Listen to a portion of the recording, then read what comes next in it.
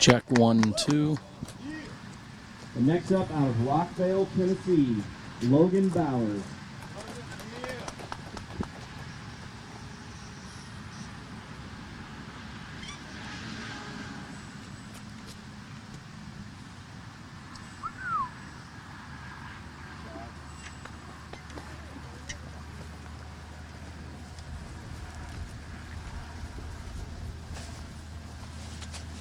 Good show, buddy.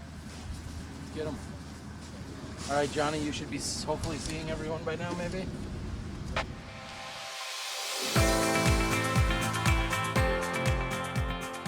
For me, it's time with my friends. For me, it's a walk in the park. For me, it's my job. Go in. Oh. For me, it's all about the exercise. For me, it fits into my busy lifestyle. For me, it's my passion.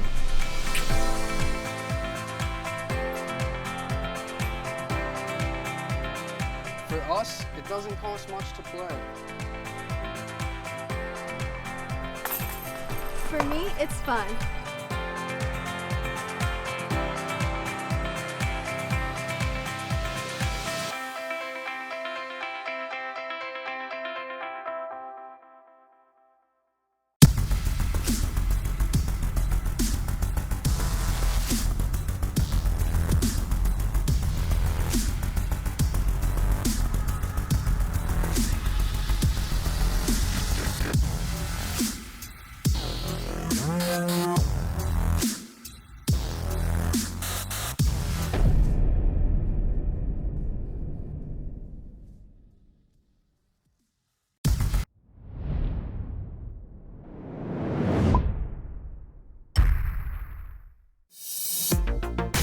Well, tonight we are continuing our welcome wagon for the World Professional Disc Golf Championships in Emporia.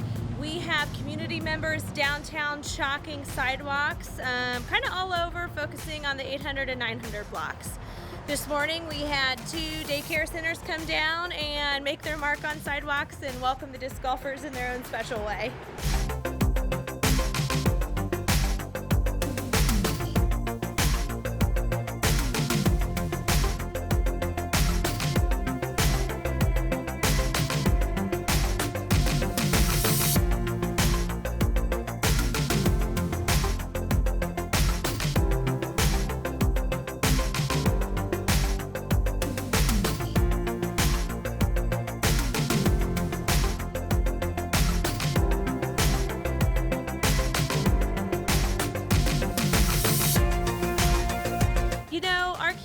Supports disc golf through and through, and it's one activity that Emporia is known for, and it's kind of that one of those unique activities that we're known for. And our community likes to go out and they like to watch the event. They like to come down for the block party. So this is just another element to get them involved and kind of roll out the red carpet for those visitors that are coming to our community.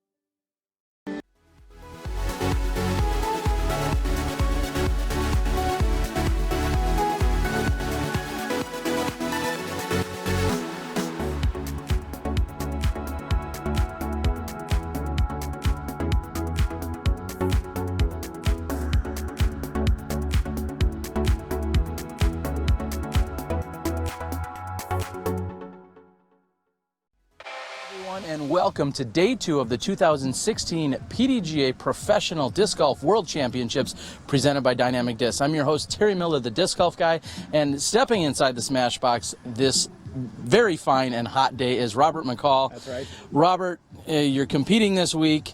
You were out here a little bit earlier, and one of the reasons you're here is because, well, Dixon Jowers is out competing on the leader card of Masters Men. That's right. Bobby Brown assured me that you're as good or better of a co-commentator. Yeah, that's 100% true there, Terry. I'm going to go ahead and stake my life savings on that I am better at this than Dixon is. So thank you for bringing that up. All right, so now do we have to talk about the golf skills between you and Dixon? Yeah, okay. Let's go there. We can do that. I'm currently rated higher than Dixon. Not very great for either of us, but I mean, that's okay.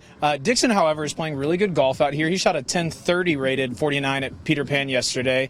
And then for me, there are some days in disc golf where disc golf is really easy and it feels great, and then there are some days where it's very hard, and I've had 2 of those. So I shot a 61 out here yesterday and a 60 today. It was not the most fun rounds of golf that I've had, but I am enjoying getting to be out here and now getting to step inside the Smashbox. Well, thank you for joining us. Give us a little bit of your history or background or how you're affiliated with Dynamic Disc and everything that goes on here in Emporia. You got it. I am from Austin, Texas, and started playing disc golf in 2008, started playing tournaments in 2010, and then got to be friends with a lot of the people on the team at Dynamic Disc, and really just like the family atmosphere that they had there. Those people, I count them as family. And so 2013, end of that, 2014, I started talking with them about maybe what a team sponsorship might look like, and it seemed to be mutually beneficial, and so we started that in 2014. I had 2 knee surgeries in 2014 that kept me from competing that year. So this is my first full year back playing. Really excited to be able to represent them and be up here in Emporia. It's great. I love it. All right, we're excited to welcome you to the show.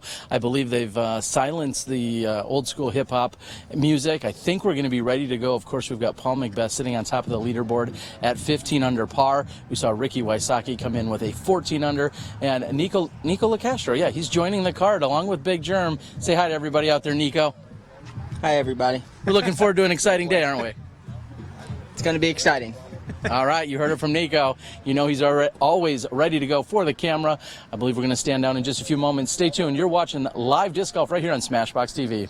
All right, everybody, it is 2:30, and that means it is time for our lead card to tee off. All right. Leading the way from Huntington Beach, California, Paul McBeth.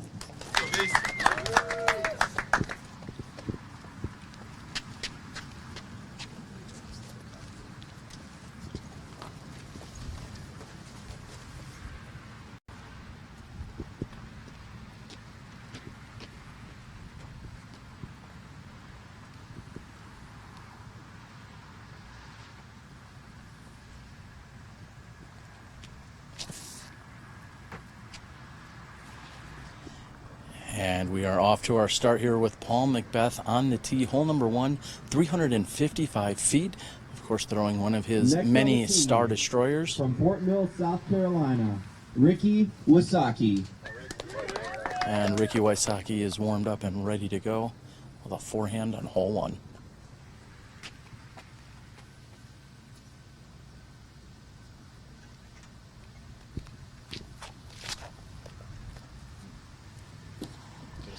Ricky going with an enforcer, and Robert, real quickly, will say these guys have to be warmed up. It's pushing 100 degrees with heat index out here today. Yeah, it is very, very hot out here, and it's a humid heat, so it really gets to you very, very quickly out here.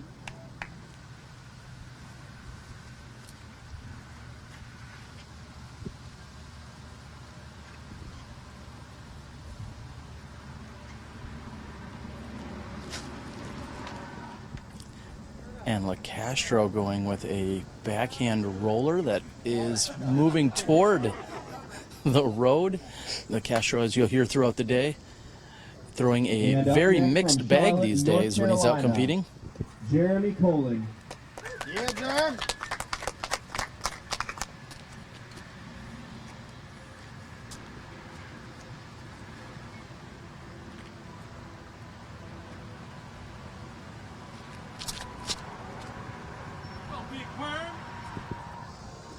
not getting quite the skip he was hoping for. Big Germ's D1 comes up short and left. I believe that's going to be a layup from that area.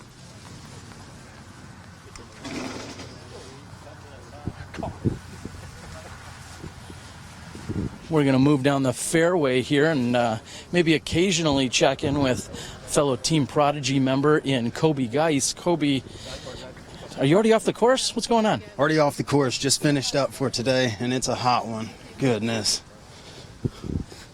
How hot were your scores? Not as hot as I wanted to be. Had a little trouble gripping the disc. Got a little sun poisoning issue on the palm of the hand, so it was fun, but not quite as good as I wanted to. Are you going to be out here for this entire round, taking it in this sweet leader card action here? Yeah, I think so. I mean, it's after watching yesterday, seeing the hot scores that they put up, I'm really interested to see what they throw down today, and hopefully Germ really lights it up today. All right, Kobe, we'll be checking in with you periodically throughout the round. If you've got any insight, please feel free to share it with us.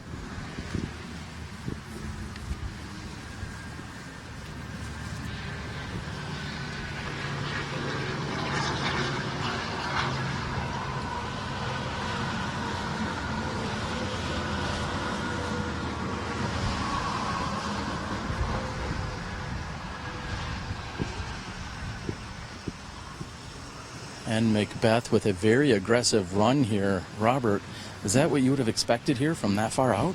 Man, if it was me, I'm not running that, but Paul McBeth just about drained that. I mean, he's very confident from that range.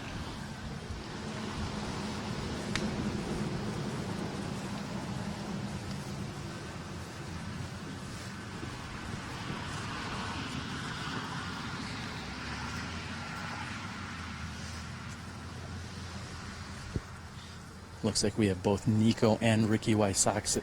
I think the heat's getting to me already. Maybe just outside the circle's edge. We have Nikko walking it off. 6, 7, 8, 9, 10-ish paces. He's going to do another walk off.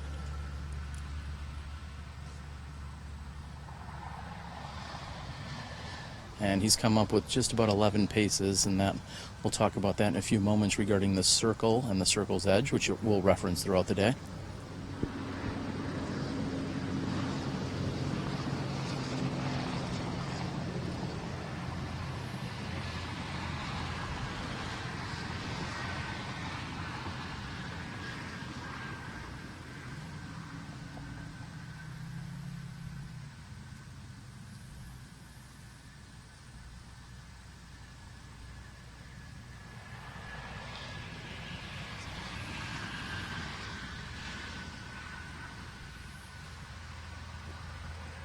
And Nikko, possibly an issue with the grip. We saw a little bit of that yesterday, and I think we're going to see some of that today.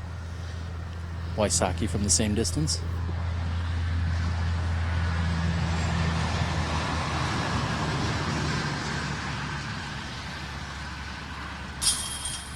And Robert, just like that, one hole into the second day, and we have officially tied it up for the World Championships lead. McBeth and Wysocki, now both 15 under par. No surprises there.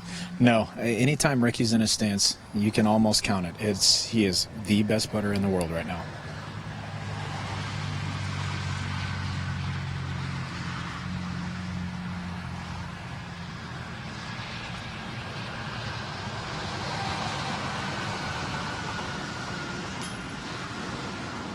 And even more surprising, Paul McBeth making a critical mistake here. We talked about him being aggressive on the very first putt of the day, and he does not get up and down from inside the circle.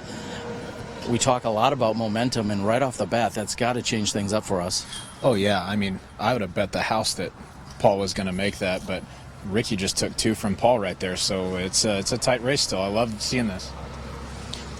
We're going to have a brief walk over to hole number 2. We've already got a new leader here at the World Championships. We'll be back in a few moments. One of the more simple holes on the course, hole 2 leaves a wide open left side and a simple hyzer for right-handers around the trees to get in range of a birdie. A couple of small trees guarding the basket will knock down any shots with enough distance to test a strong putter. Wind gusts coming down the hill can attack players anywhere from the tee to the basket.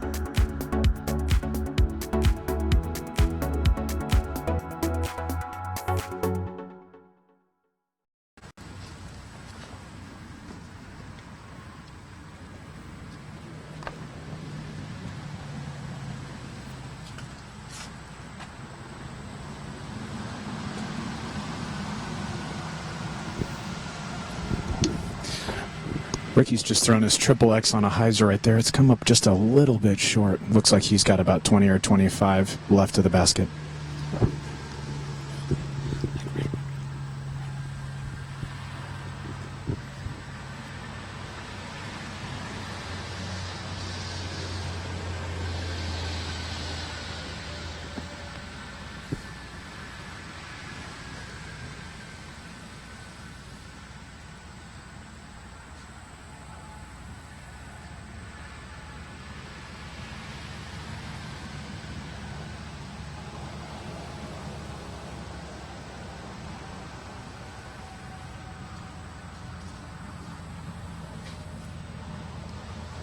Nikko's lined up a big hyzer. Didn't quite get the swing that he wanted because of a slight left to right crosswind, but he looks like he's still inside the circle, definitely within his putting range. Big Germ has got his blue D2 right here, a relatively overstable D2. He's looking at a forehand.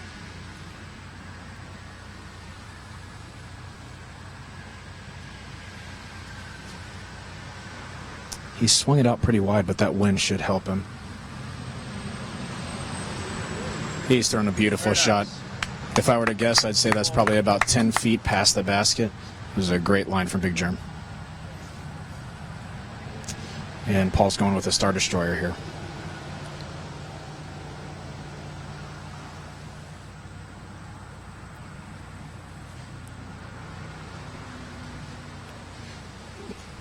Paul's meets much the same fates as Nikko, not quite getting the swing to the left that they were looking for, but I basically guarantee all four of our competitors are inside the circle looking at putts right now.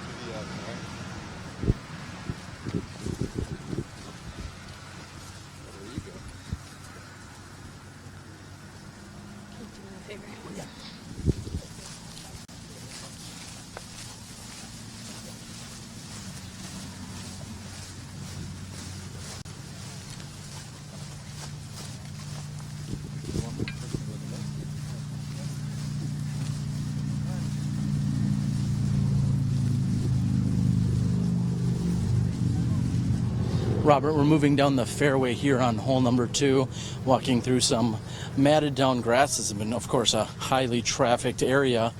But looking up, we're seeing just a few clouds in the sky, light breeze at mainly maybe 5 to 10 miles per hour. Looks like it's going to be a gorgeous day for disc golf, besides the obvious heat and humidity. Yeah, if you take those factors out, it will be a beautiful day for disc golf. It is interesting, though, if you haven't been to Emporia or seen videos from Emporia Disc Golf, it is almost always a 15 to 20 mile an hour wind out here. And so for it to be relatively calm, there are a lot of birdieable holes, as we saw from all of these competitors in the first round. So it's really exciting to see these guys be able to really attack this course and really put down low scores.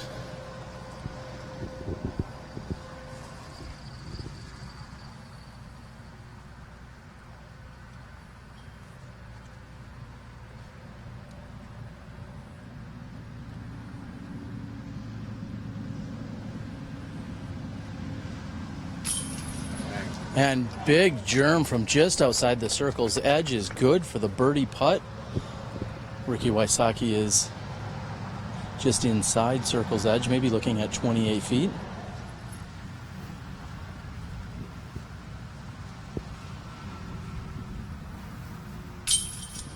And dead center pole there by Wysocki.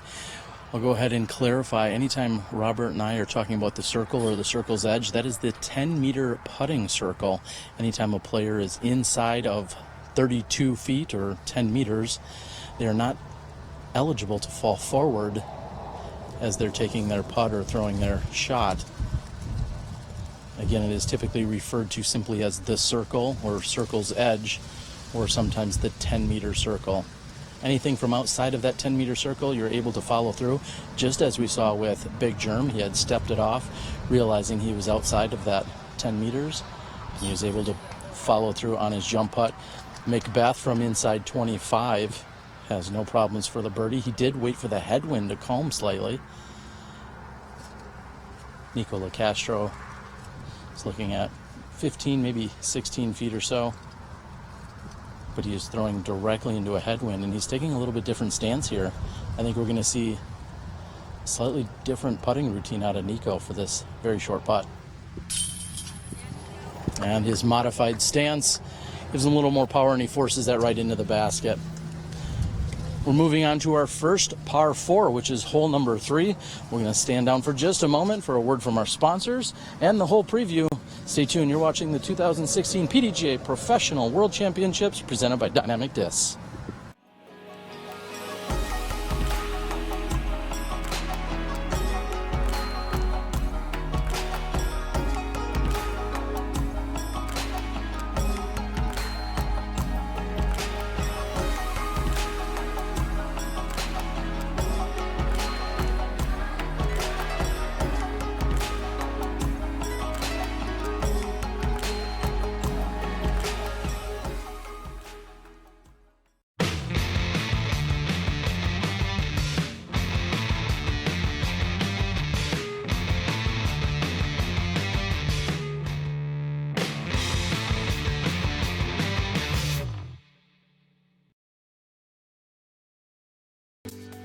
Notable for the red barn in the middle of the fairway, hole 3 is the first hole to allow players to unleash their arms.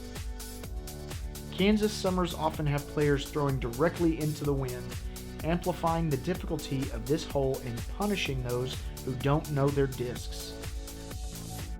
The elevation drops off from the tee, but returns past the barn and climbs up to the basket on a green guarded by multiple mature trees.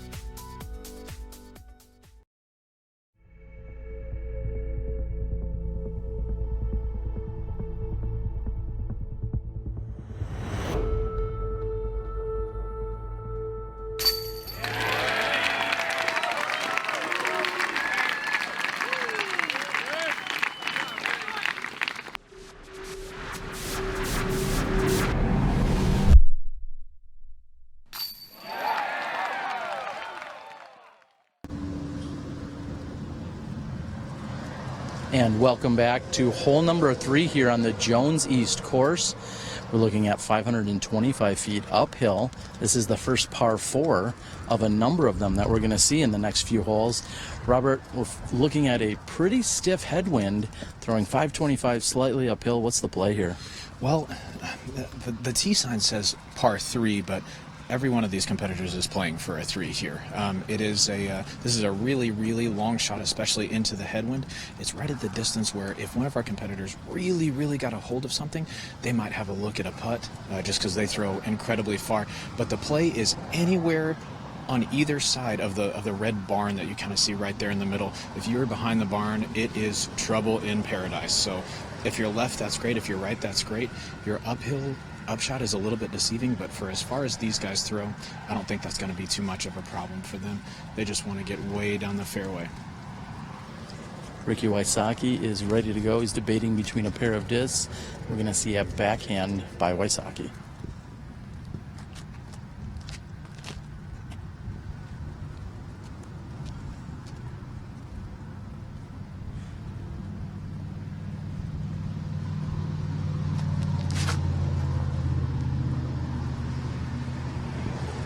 And he's put a crush on that. It has turned over beautifully, and that's going to land just right center fairway. Perfectly positioned. Next to throw will be Nikko Locastro.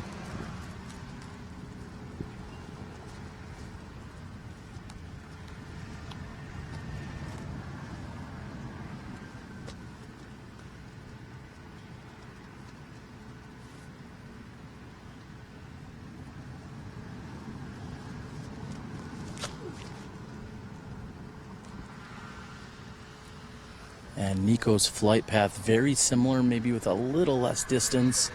However, that should put him in a good position. Big Germ looking to do the same.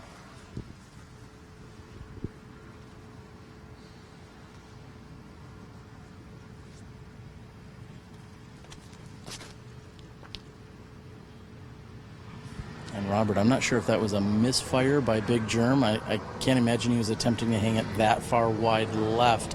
He's cleared the baseball diamonds, the fencing there, so he should be all right. Yeah, as long as you're not stuck right behind one of those, he'll have a clean-up shot. And so should be a nice little easy backhand hyzer up the hill. A little bit of a misfire, but I doubt he gets punished on that.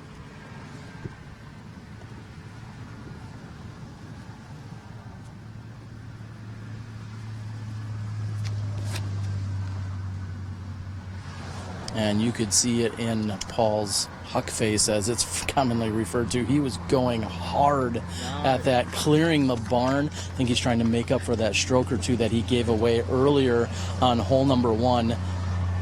That was a huge drive by McBeth. He's looking to be inside 50 feet on that. That may give him a look at what many here would consider an eagle too. Oh, 100%. I'm never, ever, ever thinking I'm going to get a 2 on this hole. And into this headwind, which now feels a little bit more like 10 to 15 miles an hour, McBeth just takes the barn completely out of play and smashes it up there. Just like you said, Terry, I think he's letting out a little of frustration. You know, he definitely didn't want to take a 4 on that first hole, but if he gets a 2 right here, we'll have a little momentum swing. I believe some of our competitors have something to say and think about momentum.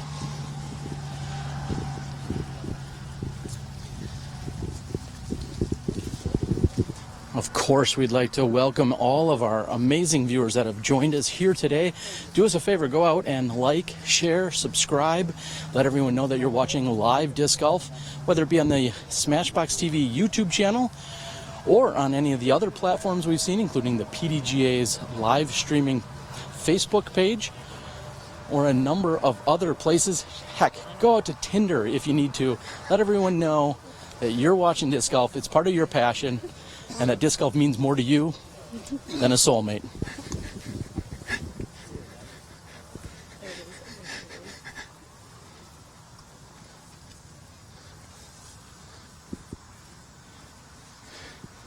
Now, the call for Tinder viewers might not get a whole lot of traffic from Emporian Tinder users, as we do know that Ricky Wysocki, I guess famously now, in the most recent Smashbox podcast, said that there would not be a lot of Tinder users that he'd be interested in being with here in Emporia. So just a hot take from Ricky Wysocki, what we like to hear from our players.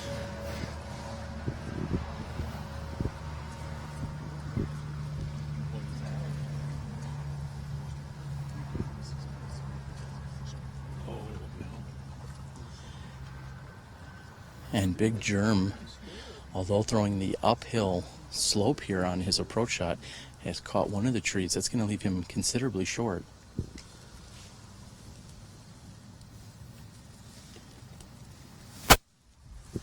And Wysocki, with a simple standstill backhand, has put himself right next to the pin. That should be an easy tap in for 3.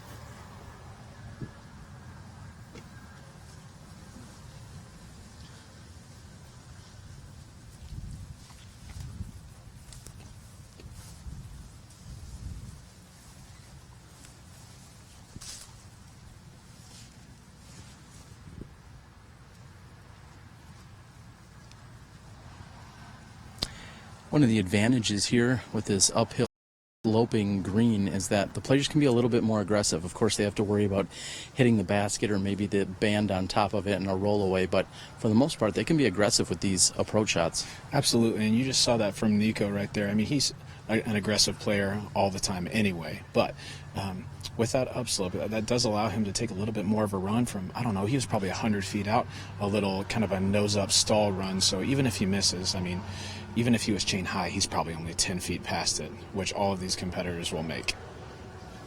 And Big Germ's looking to still card a birdie here if he can capitalize, and just a bit off the mark. As you said, he was on that left-hand side, and it was really the trees that caught him up as he released too high on his approach shot. Yeah, that's right. That upshot really did surprise me. It just there's some weird things that happen with the uphill and the wind gusts. You think that this happened to me in my round earlier. I threw what I felt like was a really good upshot. It got just a little bounce. Oh my goodness! And there, no. As you're talking about that, Paul McBeth is taking care of business, making up for the stroke he gave away on hole number 1 with an eagle here on the 3rd hole. And you were saying that as you were throwing with the seeing Ricky tap in. Yeah, don't worry about my upshot anymore. Paul just got a 2 on this 525-foot uphill hole. He made about a 55-footer right there. That's why he's a 4-time world champ. You can tell he's hungry. This is a great competition we have. I'm glad I get to be here and see it in person.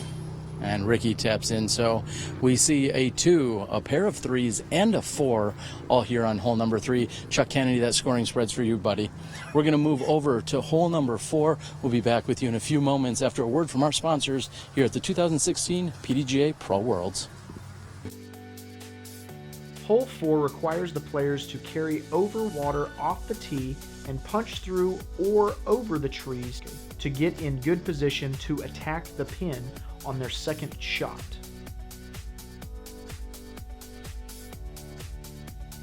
The fairway has plenty of trees, but most are spread far enough apart to find a workable line to the basket.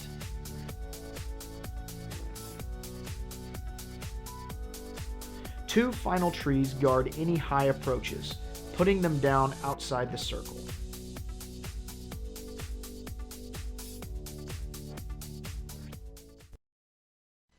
SmashBoxx would like to thank the following sponsors: Shop Tom, Sally West, Synergy Disc Golf, Chris Cobb, Paragon Disc Golf, Night Eyes, the Disc Golf Pro Tour, Discraft Discs, Dynamic Discs, and the PDGA.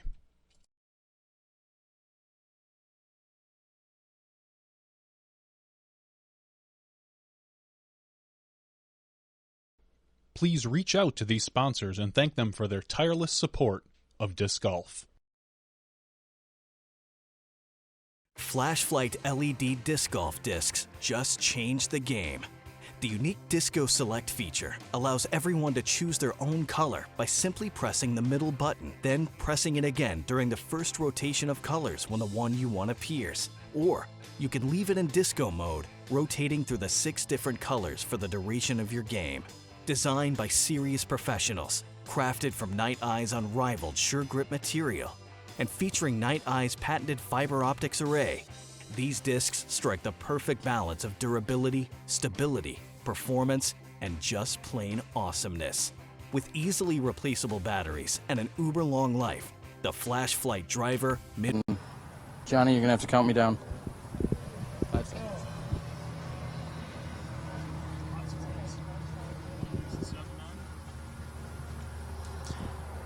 Welcome back, everyone. I am joined here on the hole number 4.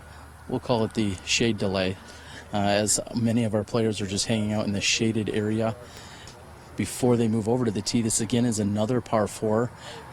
We also see our second card putting out on hole number 4's basket. Unfortunately, that is 500 or 600 feet away from where we're standing at the moment.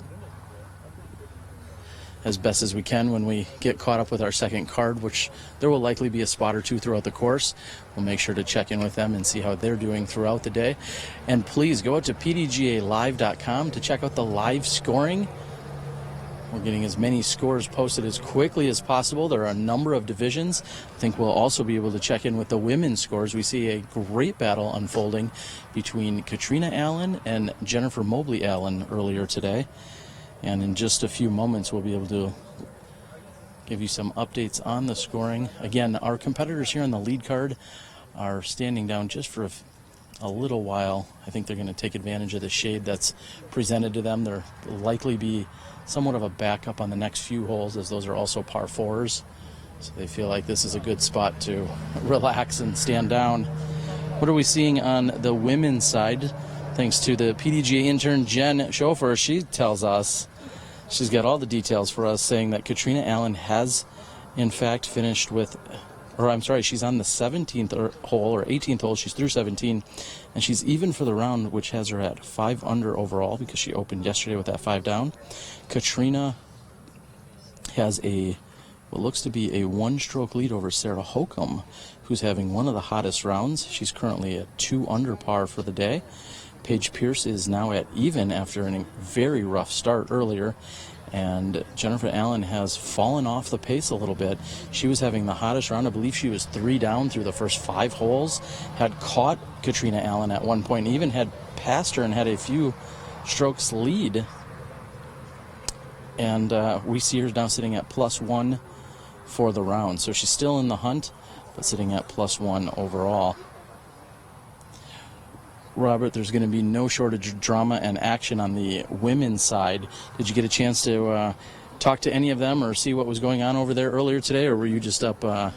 You were up early. I know you were. You had golf to do. Yeah, that's right. Yeah, when you play really poorly, you have early tee times, and that was my misfortune this week. So I haven't gotten to see any of the women play. I can give us a quick update on some of the hot scores that are coming in from the men's pro open right now. All right, we'll do that in just a moment. Ricky Wysocki's on the tee, ready to go.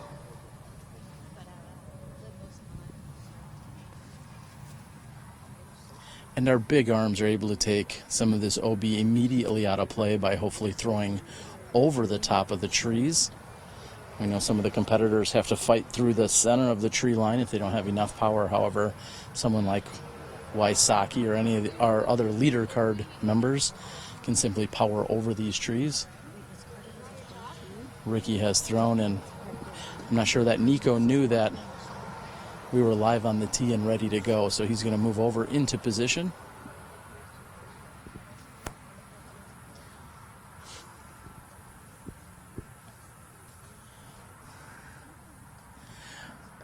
Although there's more danger in the landing zone here, Robert, I feel like this hole is pretty much get it out there, throw a solid approach shot, and hopefully still walk away with your birdie 3.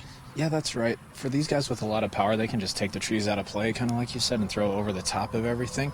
But you can get out into the fairway, and you've got a lot of looks from the fairway, lots of different paths to the basket.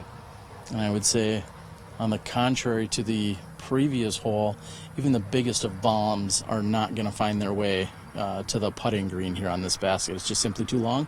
Well, I played earlier this morning with Corey Sharp, originally out of Utah. Now he's in Kansas, and he threw a shot to about 70 feet. It was unbelievable to watch, and so I would not be surprised if these guys get inside 100 if one or two of them get right there. And Corey Sharp, as we're watching Big Germ with a complete misfire, he says he didn't know what that disc was doing. That was a unfortunate misfire by Big Germ. To follow up on Corey Sharp, earlier in the week, we saw him leading the distance competition at one point. So to know that he throws far is certainly... he is in fact in bounds from what we've heard. Paul, Big Germ is going to throw a provisional because he cannot see, obviously, what our second cameraman can see. And Big Germ needs to get a clarification as to, first of all, if he's in bounds or not, and then second of all, whether or not he goes to a drop zone. Robert, do you know how this hole is played if he is in fact OB? Yeah, we had this happen earlier. One of our card mates had a disc get caught up in the tree. We were unable to find it, so he had to play it as a lost disc. But because of that, we figured out if we found it, if it is OB, any OB drive goes to the drop zone from here. The drop zone is not the easiest shot, but it's a shot that gives you a lot of options to get to the basket. So 4 is not out of the question if you go out of bounds, but it's a demanding shot to get there. And Big Germ certainly frustrated with his release on that previous shot, saying that there is no Anheuser line whatsoever, and I think that's ultimately what had happened to him.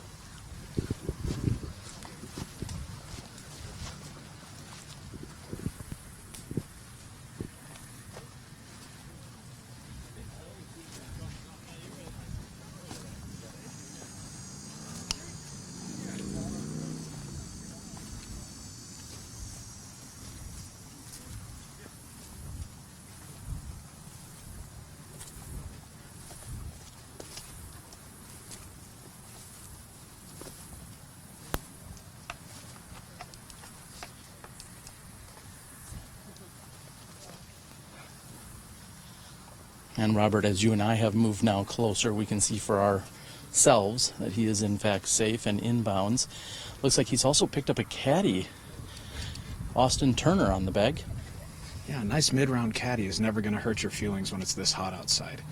These bags get very heavy as the round goes on, so I'm sure Big Jerm is going to be thankful for that.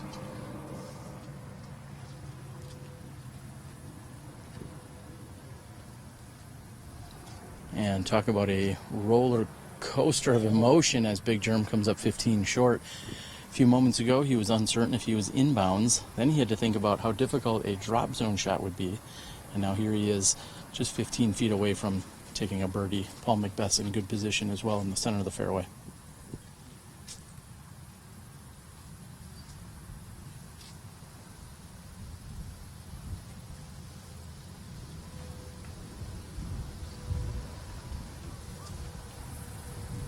Yeah, so Paul's upshot, there's one tree that you really have to miss in the middle. Paul went just inside of it. Looks like he dropped about 20 feet from the basket. He's going to have a pretty favorable wind, I think, so not a bad upshot right there.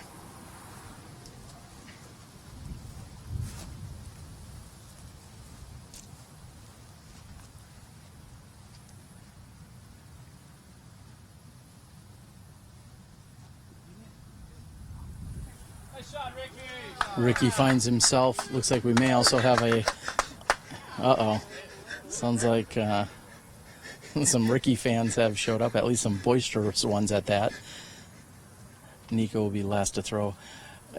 These last three competitors, Paul, Ricky, Nikko, all making this hole look relatively easy. I think what's underplayed possibly is just how far of a drive this really was to put him here. Oh yeah, these drives are very, very impressive. I took a 3 on this hole yesterday and a 4 today from being kind of stymied on my upshot. But my upshots were probably 100 or 120 feet behind these guys. They absolutely just smoked these drives into kind of a weird wind, a little headwind and a little left to right. I think that's why we saw Big Jerm's drive react the way that it did. It kind of went a little bit different than he planned on, and it also messed with Nikko's upshot here. He hit a tree that's about 25 feet from the basket, and it kicked him back a little bit, so he's going to be putting uphill into the wind. Not really the spot you want to be after a drive like that. That may have in fact been a very costly error here by Nikko Locastro with his turnover approach shot. He's going to have to focus for this uphill headwind putt.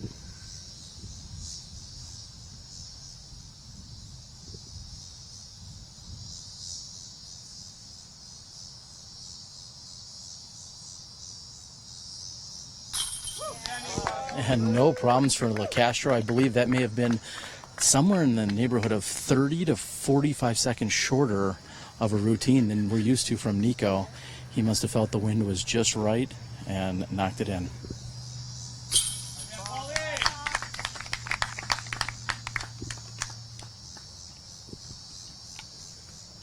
What should be easy cleanup for the rest of the competitors. McBeth's in for birdie. And Big Jerm has also completed for birdie. And Wysocki, a little lighter putt. We have another par 4 on deck. We'll be back with you in a few moments after a word from our sponsors, as well as our whole preview right here at Jones East.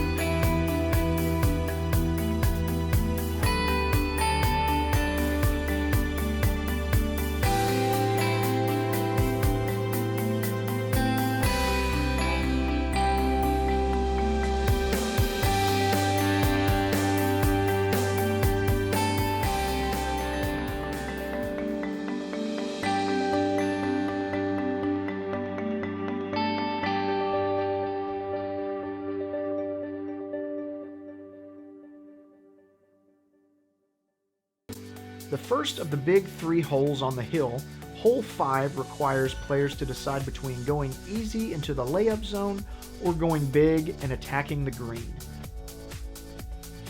An OB line separates the east course from the west down the right-hand side, and the brown grass is marked OB for tournament play as well. Players who lay up will have to approach over OB again to a very shallow green.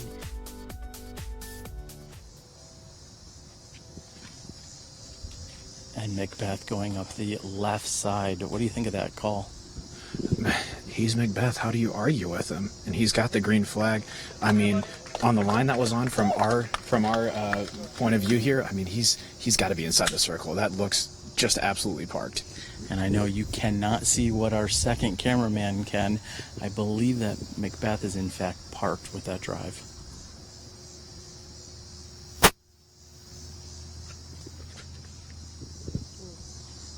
And Ricky immediately follows that up with a much more conservative play. He goes with a forehand off of the tee. Ricky sticking to his game, not letting what Paul had just thrown in any way influence his decision making. We've got Nikko Locastro.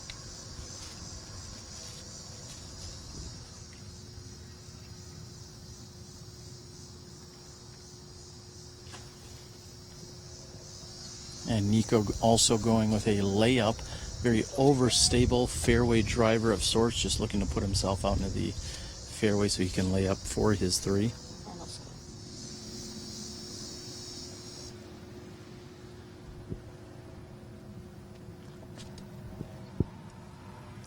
And Big Germ is flirting with that left side, but he's found himself in the fairway. Shouldn't be a problem. And we are again moving down the fairway. We're going to check in with Jen Schofer, our PDGA media intern. And Jen, let us know what you're seeing on the scores for the women. Right now, the women have just finished their round over at Emporia Country Club, and it looks like Katrina Allen is still in the lead and she's got a three-stroke lead over Sarah Hokum, who moved up from the chase card today. Sarah Hokum is now sitting at 3 down, Paige Pierce at 3 down, and Jennifer Allen is at even. And Katrina's at a 6 down, so she's got a couple stroke lead over Sarah and Paige going into tomorrow's round. Thank you for the update, and thank you for all the diligent work out here. Of course, check out pdgalive.com for all of the up-to-date scores, getting as many posted as quickly as possible. And there's that wind. I'm not sure that our viewers at home can sense it just yet, or hear it maybe in the microphone, but the wind is picking up. Yeah, we're probably looking at about 15 miles an hour right now, pretty steady, which makes Paul's shot that much more incredible. This hole measures in at, I'm pretty sure it's about 480, 485, and it's uphill the whole way. Not incredibly uphill, but uphill. And he threw a Thunderbird, a metal flake Thunderbird. So next time you feel like you can throw really far, go ahead and try and throw a metal flake Thunderbird uphill, 485, into the wind.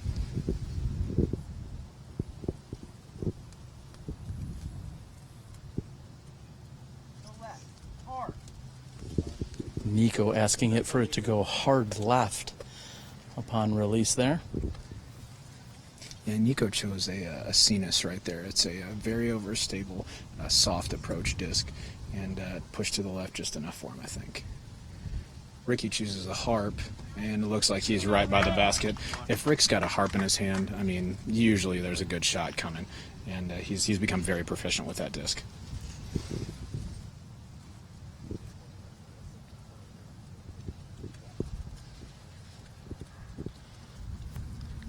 Happy to provide you with some picture-in-picture action as Big Germ goes with a forehand, finding the green flag.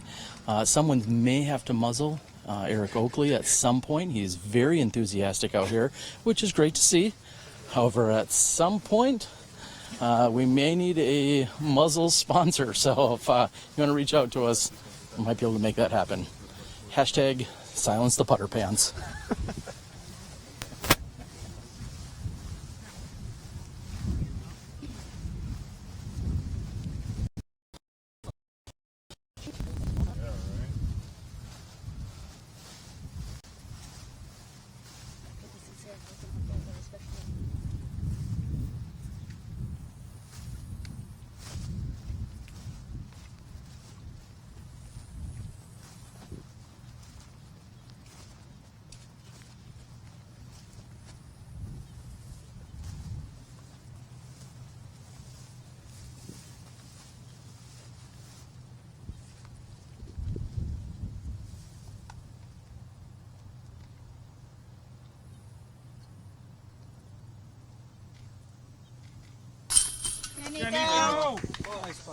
And a great putt by Nikko Locastro. Again, Nikko going with a little bit more direct approach. He's usually been a very consistent straight. I should say straight up straddle putter. That's not what I was trying to spit out. He is typically a straddle putter, and we've seen in these last few holes him go with a more of a traditional stance, I guess is the word I'm trying to spit out. That's enough babbling for me on hole 5. We're going to move over to hole number 6. Stay tuned. You're watching the 2016 PDGA Pro Worlds presented by Dynamic Discs. The second of the scorecard killers, hole 6 seems to be played differently by every player who plays it. The left side plays more open but flirts with OB and wind more so than down the middle. The middle shots require players to roll or keep the disc flying straight uphill with a low ceiling. Once at the top of the hill, players must approach a peninsula green through more trees. Finishing this hole at the top of your card can be quite a feat.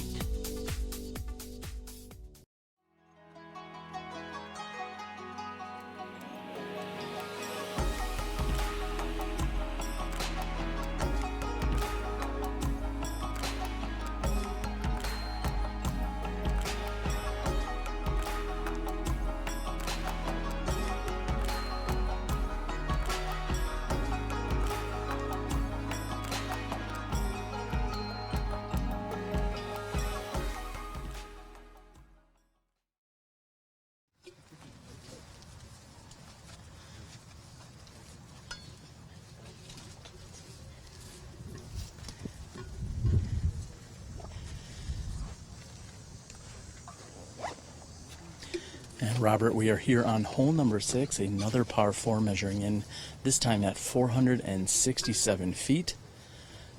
I believe we have the second card is throwing what looks to be either some long putts or some short approach shots. This hole can really get out and bite you if you're not really careful with it. It really can. It's a sneaky little par 4. It's only 467 feet. But the shots off the tee are really, really tight unless you go super wide anhyzer. The problem with going super wide anhyzer today is now what was a head crosswind on the previous hole is now a tailwind that's pushing slightly left, slightly right to left. And so any anhyzer that doesn't get turned over enough is immediately going into the tall grass. Any anhyzer that gets turned over too much is going to get slammed and probably cut roll into the tall grass. And so that's a really tough line to take. I think a lot of our competitors, at least I know that Paul got an eagle on this hole yesterday by going up the kind of the skinny right side gap. You almost have to throw an anhyzer that just crests the hill and then hyzers back toward the basket to get a look at a 2 on this hole. If you find yourself in a bad spot, it's very, very easy to take a 4 or worse if you go out of bounds. Plenty of strategy, however, looks as if our second card briefly was trying to locate a disc. Got a pretty nice gallery out here today. We see Jessica Weiss and her mom out here taking in the action in person. Jessica has been on the injured reserve list throughout most of the year. She made a post on Facebook this morning saying that she was disappointed she couldn't be playing this week. However, she did still travel out here. She still competed in the mixed doubles along with Nikko and also attempted to participate in the putting competition. Didn't go as favorably as she would have hoped, but understandable if she's been injured throughout the year. I believe we also saw on some of the other cards, we saw Will Schustrick was tearing it up as we were checking PDGAlive.com. Earlier you had said he was 8 under through 10 holes, if I recall? Yeah, 8 under through 10 holes was the last time we checked, and now I've just checked again. It's 9 under through 11 holes. So Will is just blazing the course right now. Looks like yesterday he shot a 7 under, which would have been a 54.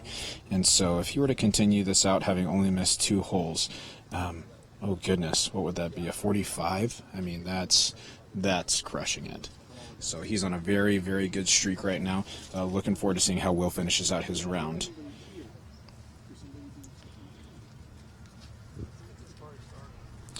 one other hot score that we've got. Not quite as hot as 9 under through. Oh, it's 9 under through 12 now. Looks like Will missed a hole. Bradley Williams out of Austin, Texas, is 6 under through 12 holes, and then we've got a couple of people who are 5 under through 8, and Drew Gibson being one of those.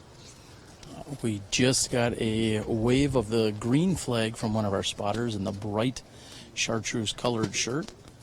And it looks like Paul McBeth's going to be ready to tee here in just a few moments. We'd like to send a huge, as we say, SmashBoxx big hug to all of our amazing volunteers that are out here throughout the week making all of this possible.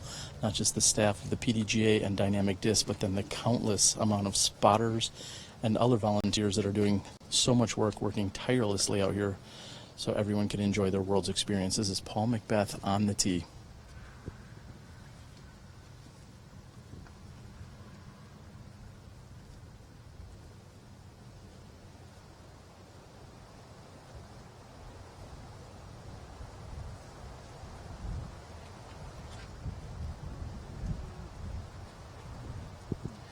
And McBeth trying to throw a laser straight up the middle. However, that was a low release and carried no more than 150 feet, maybe 200 feet down the fairway. But he's actually not in a bad spot. Out in front of that cedar, you've got to look at the basket.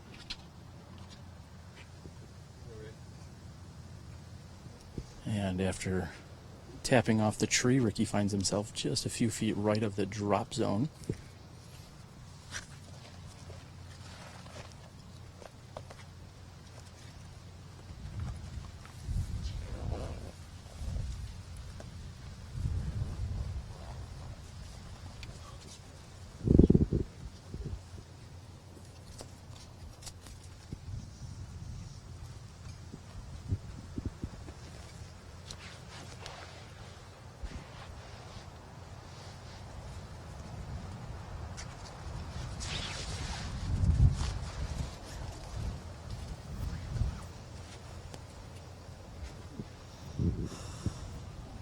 Nikko's line is the right line if you're trying to run the green. He needs it to get a little bit left, but yeah, he has thrown a great line. If Paul's line was about 3 or 4 feet higher, it would have been a carbon copy of Nikko's. Nikko hit exactly where you want to be. I wouldn't be surprised to see him inside 60, 50 feet, something like that.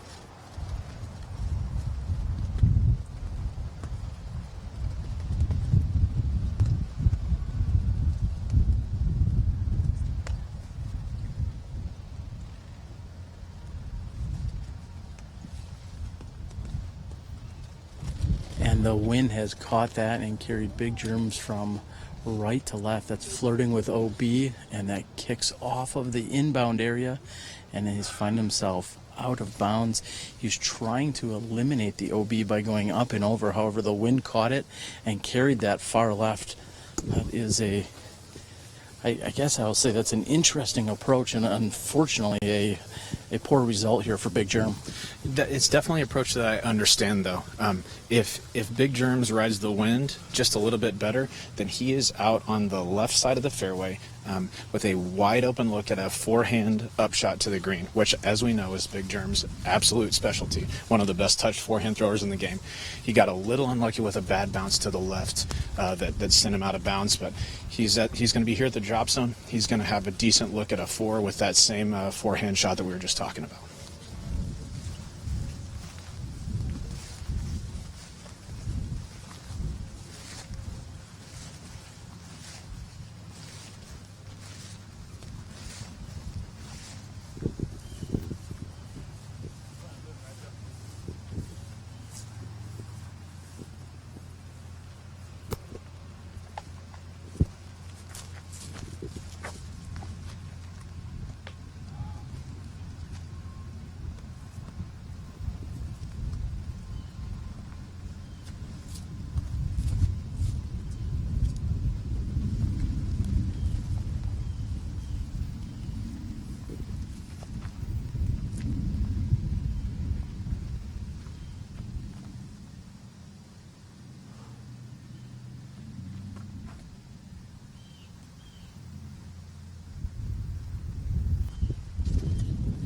We're waiting on the call, and it is another red flag there by Big Germ's second shot here on hole number 6.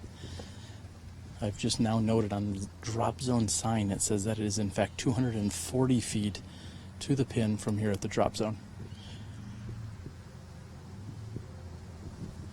McBeth is almost the exact same distance as we just saw from the drop zone shot.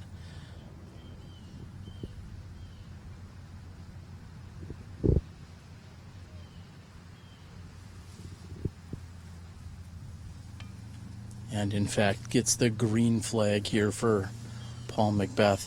Really not what we expected here. Another error here by Big Germ on this from this drop zone shot. No, I was very surprised to see that. It looked like he was deciding between a fairway driver and an A2, which is, if you're not familiar with Prodigy disc, is a little bit of a tweener kind of upshot disc. He went with a fairway driver. It looks like it went a little bit long, but I think he probably just chose that to fight the wind.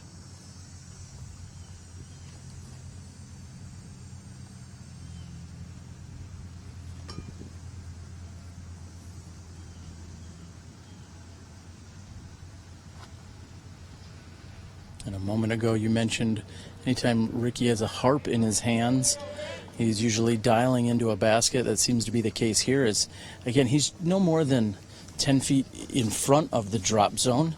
So it looks like 230-foot shot. And while we move down the fairway, we'd like to thank all of our viewers that have joined us here today for our Wednesday afternoon Scorcher taking place in Emporia, Kansas. We're over here at the Jones Park East Course.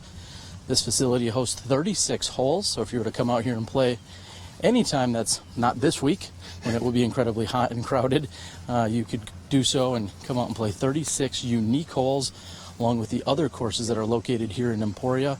Robert, when you're out here, or visiting the area, I should say, or you're anywhere near Emporia, where's your go-to course? Man, go-to is tough. I really like the courses out here. Because of my injury, I haven't gotten to play all of them all the way through. But as far as if you are interested in park golf, I think Jones East has the maybe it's not the best park golf course in the world, but it's up there. As far as park golf goes, this is a beautiful course. Really challenging, scoreable. It's a great place to play. I'd have to say my favorite seems to be Peter Pan, where we saw the women yesterday. Maybe just because I can't throw as far. This is Nikko Locastro from at least 45, and he needed about 46 or 47 worth of effort there. Just short, slight tailwind for him. McBeth wasn't, I'll say, overly enthused with his approach shot. He does find himself inbounds, but he's looking at least at a 30-footer, maybe just inside or outside of that mark, but approximately 30 feet here. This is for a par 3, or for a birdie 3, correction.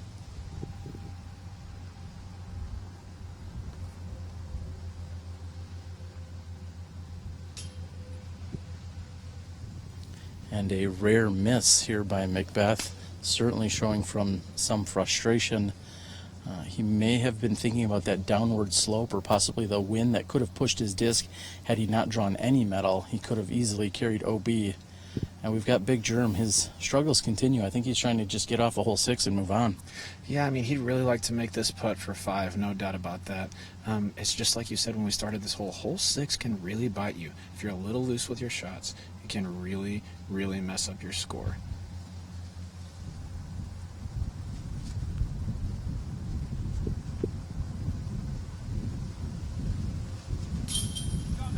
And Big Germ puts a bandage on the wound that we're calling hole 6, and he's going to move off after a solid putt. Nikko will be next to tap in. Obviously, as we move over to hole 7, we're going to find another par 4, another blind hole that is one that allows players to get either very aggressive or to simply try and lay up and play safe. I think we're going to see that from most of our competitors. But then again, I've been told I've been wrong once. So we may see someone like Paul McBeth try to make up for the birdie he just missed out on here on 6. Yeah, I would love to see an aggressive play like that, but I don't know. It might be ill-advised today. It's a really, really long shot to a blind green that is, it's not a huge green. And even if you find yourself on it, it has a few obstacles and a cedar tree or two that can certainly block your vision. All right, we're through a third of the course. Stay tuned. We'll be back with you in a few moments after a word from our sponsors right here at the 2016 PDGA Professional World Championships.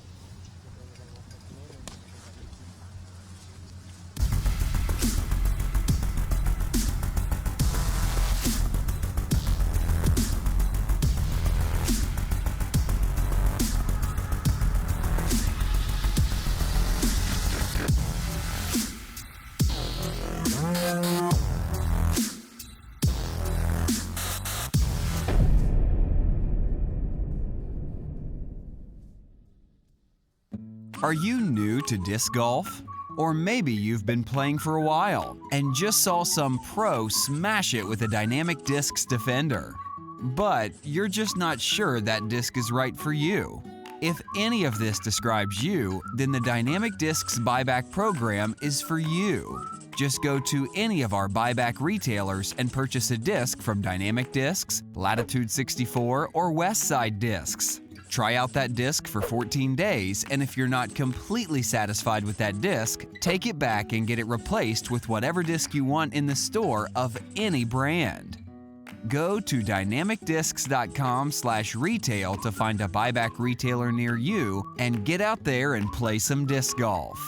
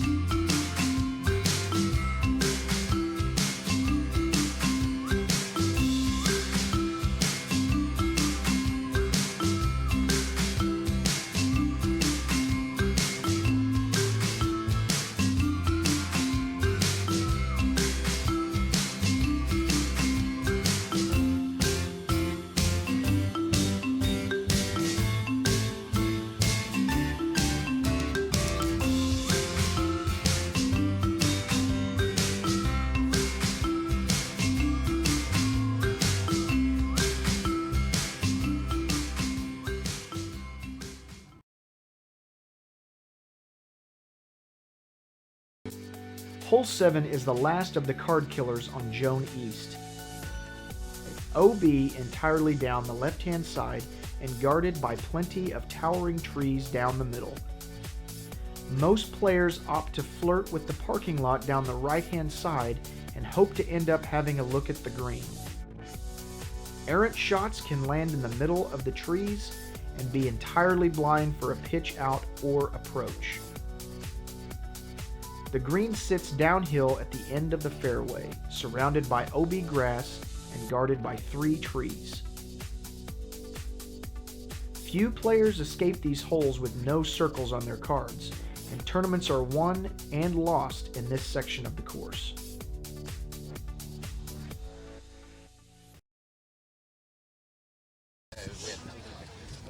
And welcome back to hole number 7 here, the 555-foot par 4.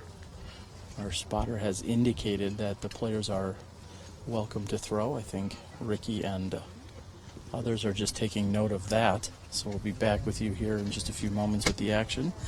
We've got quite the vantage point from being up here on hole 7. You can turn a number of directions, see some of the most famous holes in disc golf that have recently been aced and shown on ESPN.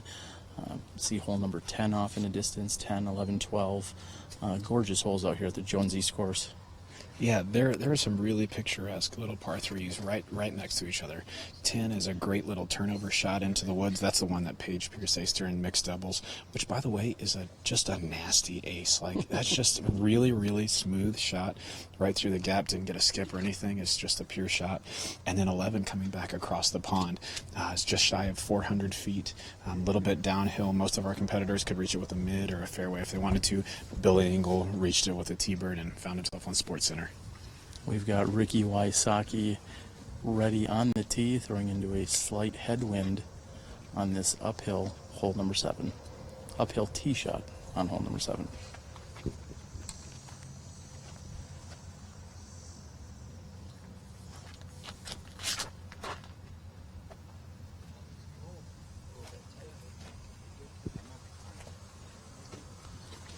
And Ricky gets the green flag. That looked to be in a really good position here off the tee. Nikko Locastro lining up his tee shot. You know what he's throwing there? It looks like he's got a white disc. Is it just the white one? That's right. I asked Nikko before the round if I could see some of his discs to see what he's throwing. He said, no, it's private. I said, okay, man.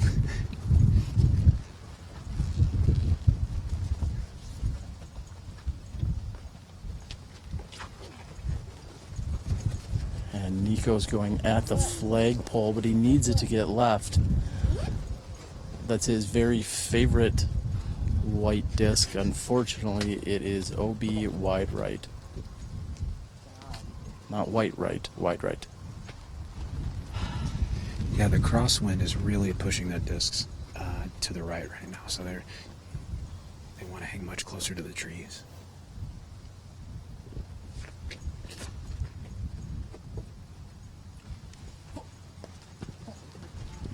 And McBeth making what seemed to be an adjustment somewhere between Ricky's shot and Nikko's shot, and the gallery really liked his effort there. It's a very well placed shot.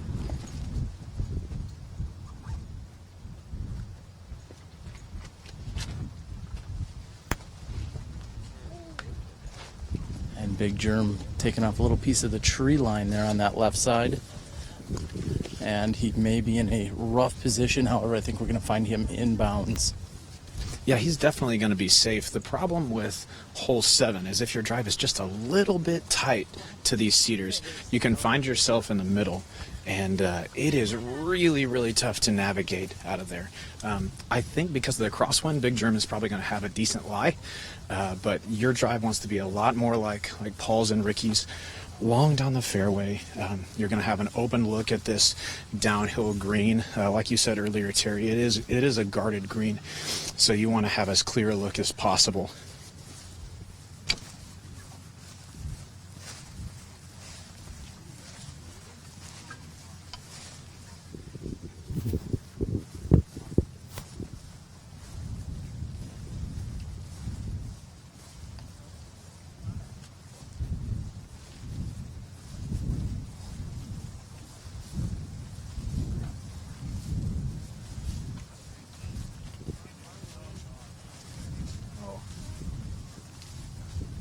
Big Germ has just walked up to his lie and expressed his dismay. Looks like he may be at the bottom of one of these trees. Sorry, I called them cedars earlier. I'm from Texas. I'm dumb. Those are pine trees. But yeah, he is. Looks like he's going to find himself in a pretty tough lie. And those pine trees are not friendly to you. If you're in there, they will hurt.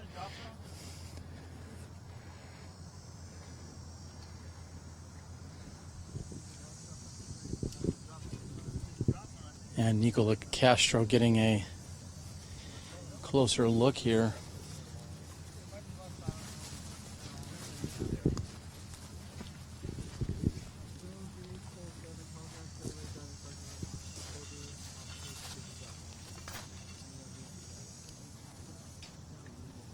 Yeah, I know. I'm just looking at it. See if I can use it.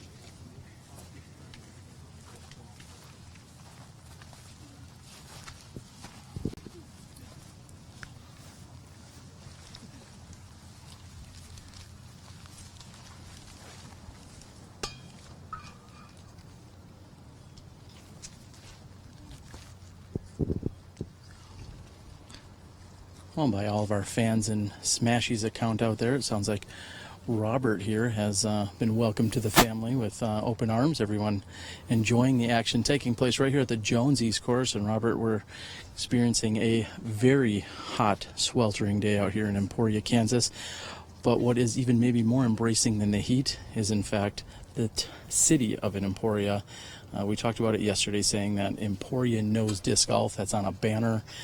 Jeremy Rusko has proclaimed it. Everyone at DD has proclaimed it. And this city has been so amazing to all of us. We saw it at the World Championships a few years ago. Of course, we're here this year. We've seen it at the Glass Blow in the last few years. And if there is any city in America that is ultimately taken over by disc golf, it is in fact Emporia. Yeah, there's no doubt about that. Dynamic discs is a driving force in the Emporia area, in the Kansas area. They've got long-reaching arms everywhere. Team players all around the United States and Canada, and then over in Europe as well. So it is absolutely a great family to be a part of. But here in Emporia, man, it's as if disc golfers are celebrities here. They roll out the red carpet for you. We get discounts. We get patted on the back. It is a truly great experience to be a disc golfer in Emporia. If you haven't had the chance to make it out to a Glass Blown Open and you are a disc golfer, I highly encourage you. Make the trip one year. I promise it'll be worth your while. And throwing a very worthwhile shot, we just saw Nikko Locastro with a great approach shot down toward the pin. And Big Germ could do without this single tree here in Emporia. We just spoke so highly of this amazing city in the disc golf, but Big Germ is not in a position where he'd like to be. He's going to use those long, outstretched legs and arms. And he's getting a clarification. Ricky Wysocki checks him up. He's good. And there's going to be a little trickery here by Big Germ.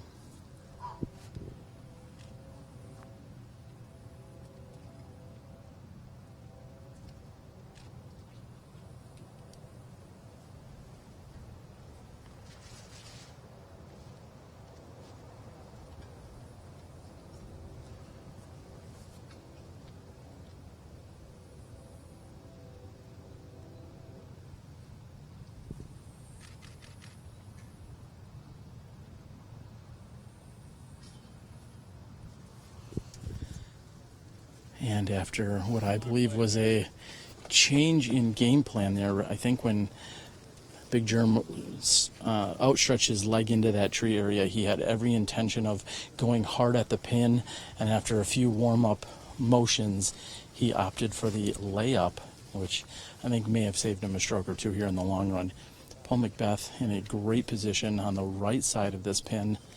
He's looking to get up and down and hopefully card another birdie.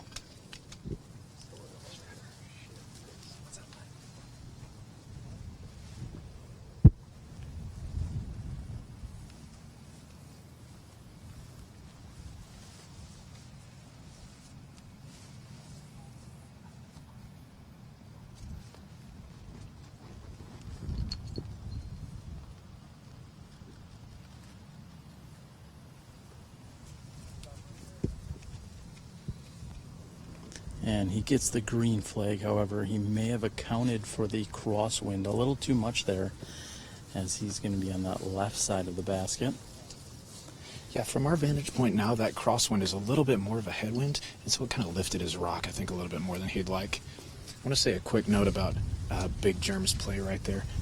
I found myself in a really similar position earlier this week and decided to get aggressive and go for the green, and it is a really, really small window. I think he made a really smart play to just lay up. I believe there's an old adage that says you can't win a tournament on any given round, but you can certainly lose it. And Big Germ playing smarter. I probably screwed up that line somewhere, but it was along those lines of way to play smart and take your medicine here. Yeah, but I'm going to go ahead and push back a little bit. You can win a tournament on the last round. Well, of course on the last round, but we're not quite there. Okay, yeah, my fault. I want to say the phrase is you can't win a tournament in the first round, but you can lose it. That sounds about right. Yeah. You're so much more gentle than that Dixon Jowers guy. He's a really rude guy, you know? I just hateful. I also would like to say thank you to all the Smashies for welcoming me with open arms. I've been a longtime listener and lurker, and that's what they say on the forums. You know, you lurk and things. Don't really comment. I've really enjoyed getting to partner up with you guys today. We've had a great time. Well, we certainly appreciate it, and we'll see what we can do to check in on the Masters field, as our co-commentator yesterday in Dixon Jowers was, of course, on the mic with me after shooting one of the hottest rounds found in the Masters division. We'll see what we can do to bring you some updates on his score as McBeth, he is in with his straddle putt from the, well, he was reaching out to the right-hand side. Quite lackadaisical in that approach and that putt. Yeah, definitely a bad approach there, but he focuses in, makes that putt. No harm, no foul, no pictures on the scorecard. There's a 3 right there. Yesterday we made mention of Simon Lizotte not being here at the World Championships, along with Will Schuster, as we were just thinking about Will Schuster's hot score, Dave Felberg, who is also not here at the World Championships this week. We also know that UC Maresma is out watching, taking in the action. Obviously, UC a big-time player and promoter in getting the World Tour going this year, along with some of the other biggest events we see in disc golf. So we're glad that he can tune in from across the pond as Nikko Locastro is in with his putt.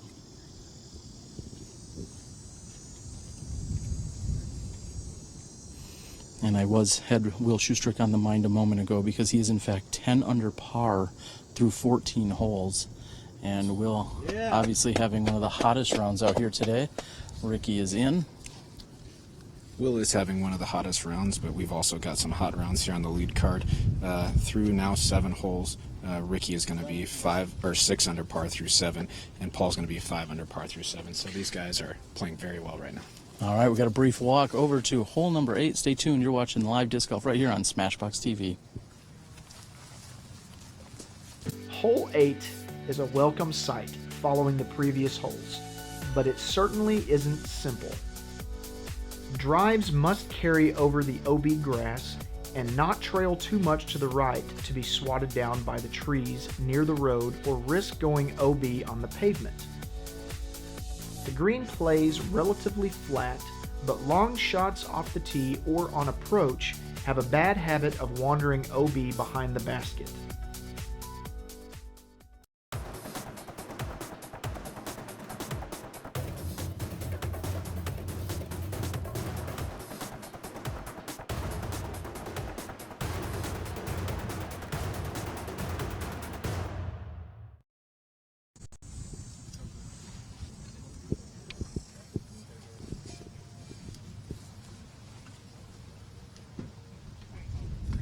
And welcome back to hole number 8. And in just a few moments, we're going to have Ricky Wysocki teeing on this relatively open hole.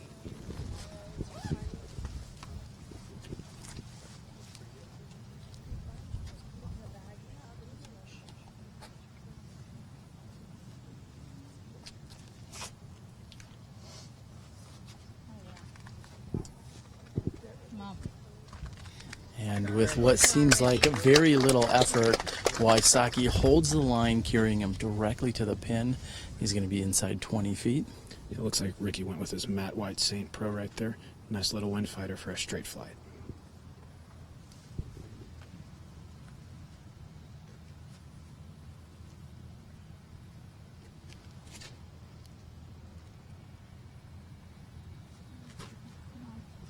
I believe that is a T-Bird Metal Flake, T-Bird that is, which has a very gentle glide to the right side for him. And that works out nicely for McBeth. And Nikko throwing one of his secret white discs again.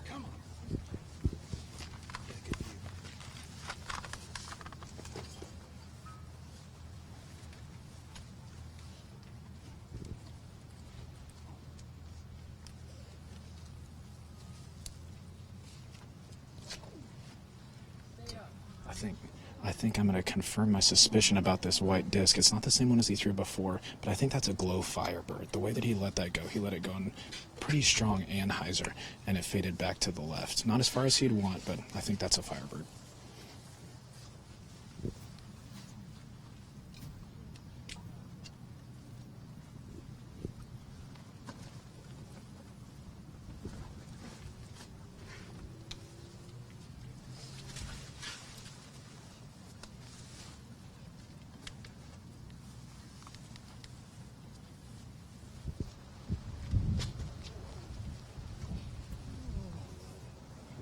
And multiple air bounces there by Big Germ's forehand shot. It hits off the road and does not hyzer back.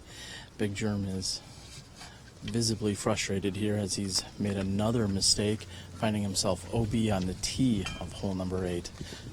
Honestly, I don't know if that's as bad a mistake as it is, or even a bad wind read as it is just kind of an unlucky couple of bounces. The first bounce turned him a little bit over to the left, and if you're familiar with high-speed discs into the wind, if they're slightly turned over into a crosswind, they're just going to slam down. They're not going to keep the elevation that they had. So the first one turned him over. The second air bounce actually pushed him up a little bit, and that's probably what pushed him long out of bounds. So just honestly a really unfortunate break in the wind right now.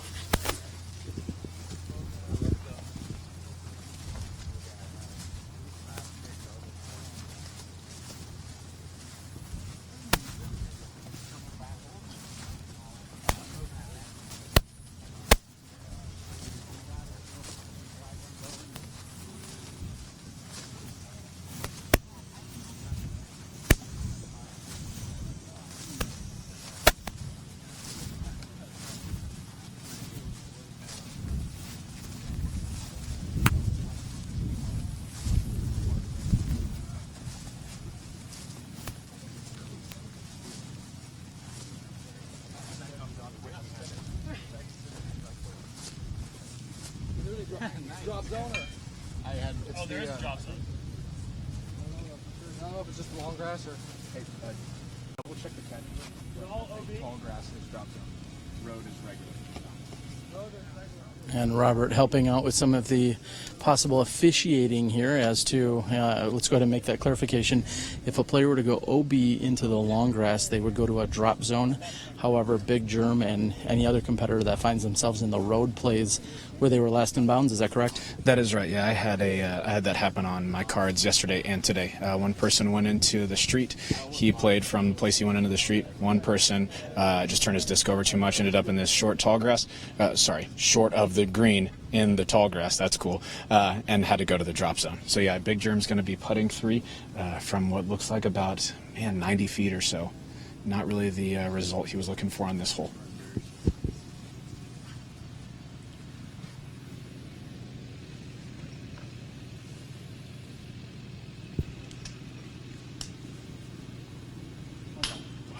A solid run there by Big Germ. A little bit strong, hitting off the flag that's perched on top of the basket here, our dynamic disc wind indicator.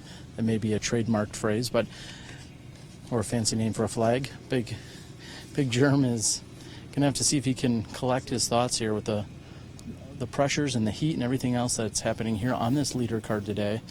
Big Germ's going to have to see if he can get dialed back in if he wants to remain here on top of the World Championships. As we're waiting for Nikko, I can go ahead and list off a couple sponsors in ShopTom.com, Sally West, Chris Cobb, Synergy Disc Golf, Paragon Disc Golf, the Disc Golf Pro Tour, Discraft, Dynamic Disc, Night Eyes, and of course our title sponsor for our live broadcast coverage is the Professional Disc Golf Association. Thank you to all of you for making this possible.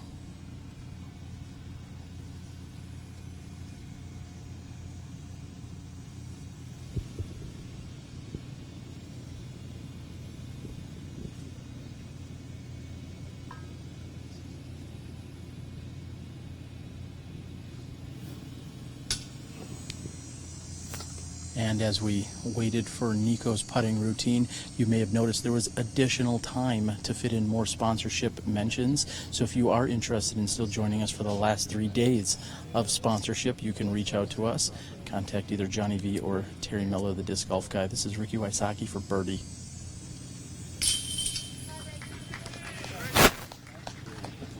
And the sky is still blue, and Ricky makes putts. That's just what happens. Ricky's going to be good from there, from about 18 or 20 feet. He's throwing a good putt. Also, if you are interested in purchasing a Dynamic Disc wind indicator, those will be for sale soon through dynamicdisc.net. They're probably not in production yet, but you can look forward to those. I'm not saying I want any cut of that, but it is a great name. We're going to stand down for just a few moments. We have a slight delay here or backup on hole number 9, and our crew is going to get into position, maybe do a little refreshing, visit the water jugs, and some other things. Stay tuned. You're watching the 2016 PDGA World Championships presented by Dynamic Disc.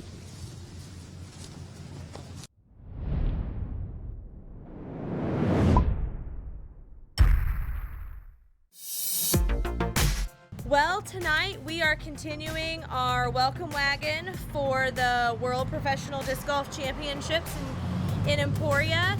We have community members downtown chalking sidewalks, kind of all over, focusing on the 800 and 900 blocks. This morning we had 2 daycare centers come down and make their mark on sidewalks and welcome the disc golfers in their own special way.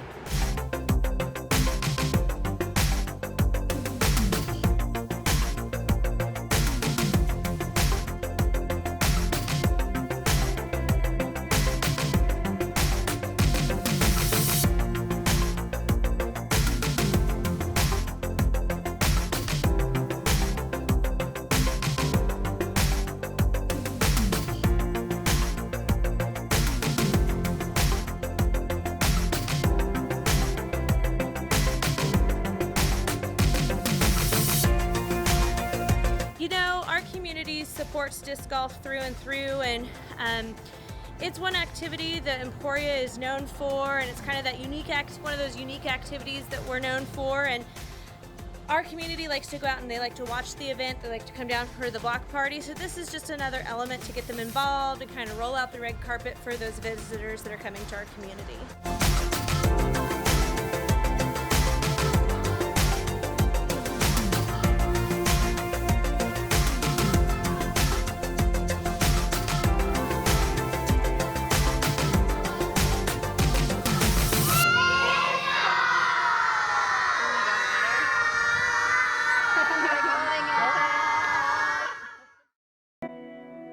What does it mean to grow the sport?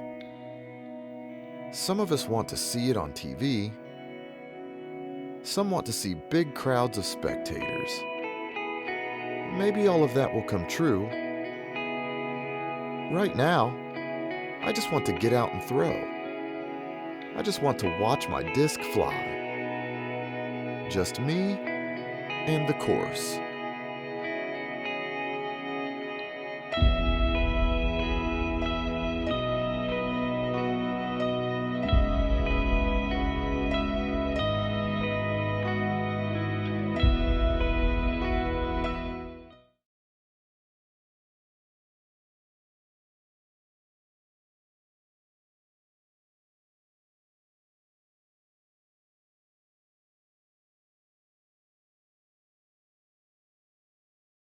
Hi everyone, I'm Paul McBeth.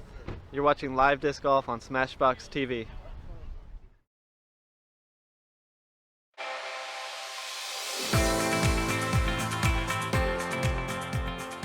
For me, it's time with my friends.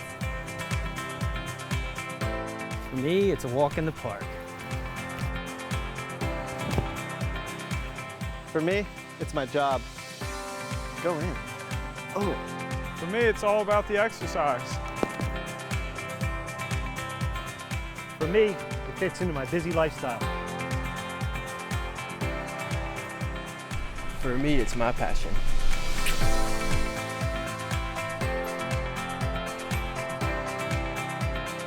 For us, it doesn't cost much to play. For me, it's fun.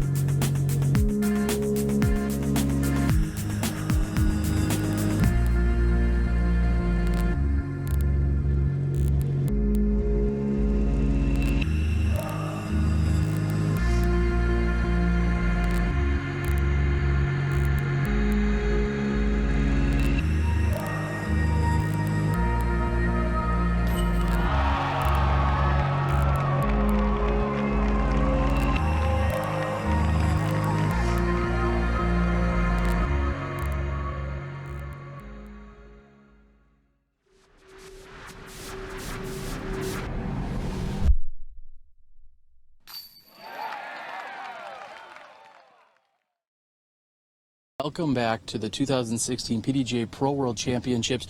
I'm Terry Miller, the Disc Golf Guy, joined by Robert McCall. We're here on hole number 9. Ricky Wysocki is going to be ready to tee in just a few moments. We are first going to just give you a quick update what we saw in the Masters division as we are waiting on hole 9's tee. Yeah, the Masters are over at Emporia Country Club today, so as the wind's picking up, that's going to make it quite a bit more difficult course. It's a little bit more open than this. A lot of long shots out there. So we've got Chris Smith, who's going to be he's 2 under par on his round through 11 holes. He was a leader coming into today. JD Ramirez is 2 under par out there as well. JD's a Texas guy. Shout out to him. I like him a lot. He is also not a very long thrower, and so that's he's putting together a very good round out there. Then we got Chris Sprague. Sprague. Depends on if you're from the north or not. He is going to be 4 under through 13 holes, so he's put in a good round together. And then also tied with him overall are Johnny McRae and Dixon Jowers, our co-commentator and guy we love to hate, things like that. They're going to be Johnny is 3 under today, and Dixon is 1 under today. They're tied at 9 under. JD is 10 under, and then Chris is right there at 11 under. Don't sleep on Ken Climo. He's 2. Oh yeah, why would you ever?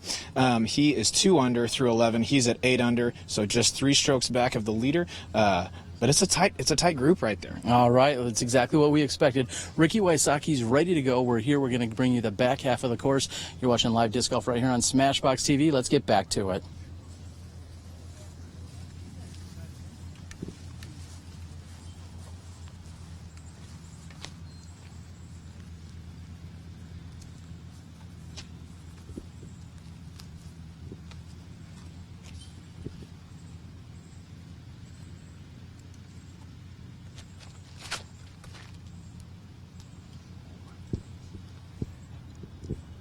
And you were about to say, oh my goodness, and that is a great shot here by Ricky Wysocki. Paul McBeth has a swirly star destroyer in his hands.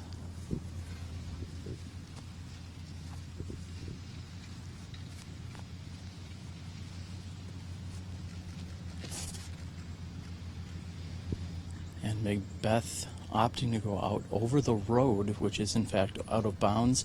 However, he knows as that filters back to the right, he'll find himself in the fairway. I'm not sure that Nikko Locastro knows that we're live and ready to tee here. He's coming. Oh, now here he emerges from underneath this shaded tent area, thanks to Dude Clothing.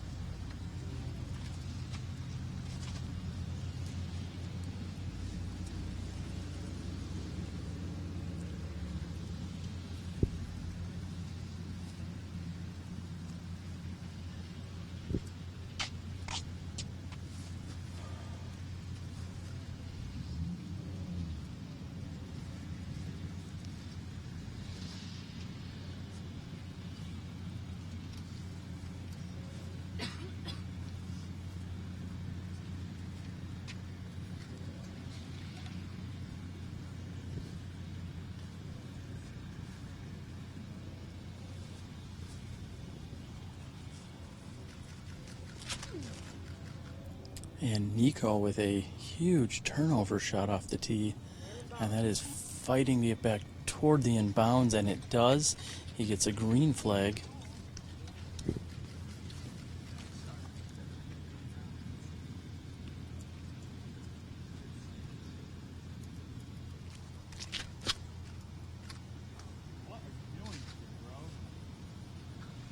And Big Germ with another unforced error immediately after releasing. He says, "What are you doing?" He's second guessing his release, and that is going to prove be a world of hurt at 726 feet. This long par 4 with OB on the left side the entire way, as well as a long OB marked area. And as we're standing on that tee, Robert, we've got to talk about just how hot it is out here. I feel like it went up another couple of degrees.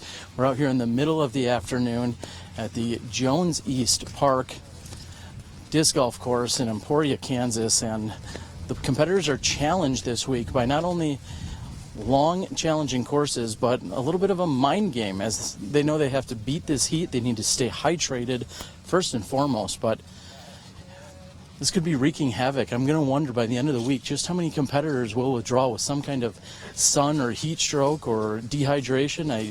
We of course aren't trying to take it lightly, but it seems as if that's inevitable with just how extreme these conditions are. That honestly might be the case. I mean, I'm not going to say that it's so hot that nobody could, finish four tournament rounds, but man, it is quite toasty out here. Toasty with a side of humid. It's great. Just a brief note on this hole too. If you're looking at this hole, and you're thinking, why would those guys go out over the road? I'll tell you, if you land on the left side of this fairway, this whole doglegs to the left, and you have a much more favorable line to the basket from the left side of the fairway. And Big Germ going with a monster spike hyzer. And tough to tell from our vantage point, but Big Germ not overly enthused with his effort there, but being pinched up against that tree. Not many options, honestly. And if you're at home and looking at this drive as they go out of the road and you're thinking, well, I would just throw straight down the middle. I will tell you from experience, because I watched GBO videos before coming out to play out here. It is a tight fairway down the middle right here. And when you heard me, when Rick let his drive go earlier, you might have heard me say, oh my goodness, like, I'm a fan of the game just like you. I love playing, but I'm a fan, and watching shots like that is really incredible. These three guys who are in the fairway right now have just thrown great drives on what is a really difficult par 4. And again, Will Schusterek continues his scorching round. He is 11 under for the round, which puts him right now in a position of 3rd place overall at the tournament. So Will certainly making his move here today on the 2nd round of the World Championships.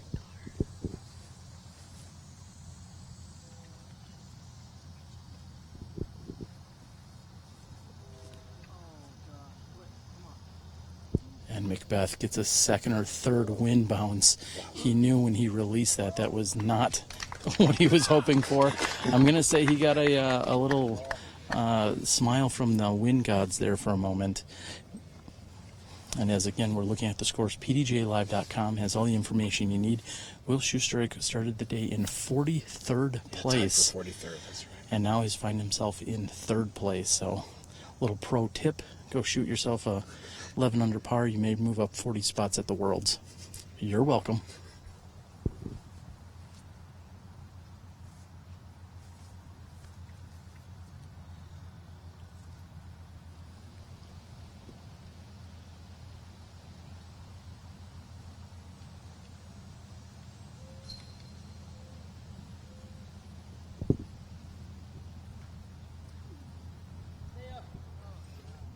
And going with I don't know if that's unconventional or not being from here, but I would think Nikko could have went with a much more direct route at that basket, maybe playing a soft hyzer out to the right side rather than trying to go way up and over everything. And we find himself caught up, still in bounds, but at best here he's going to be carding is the par 4. That's right. I'm a little surprised by that play. Let's wait for Ricky to throw here, and then I'll share with you how this hole went for me today.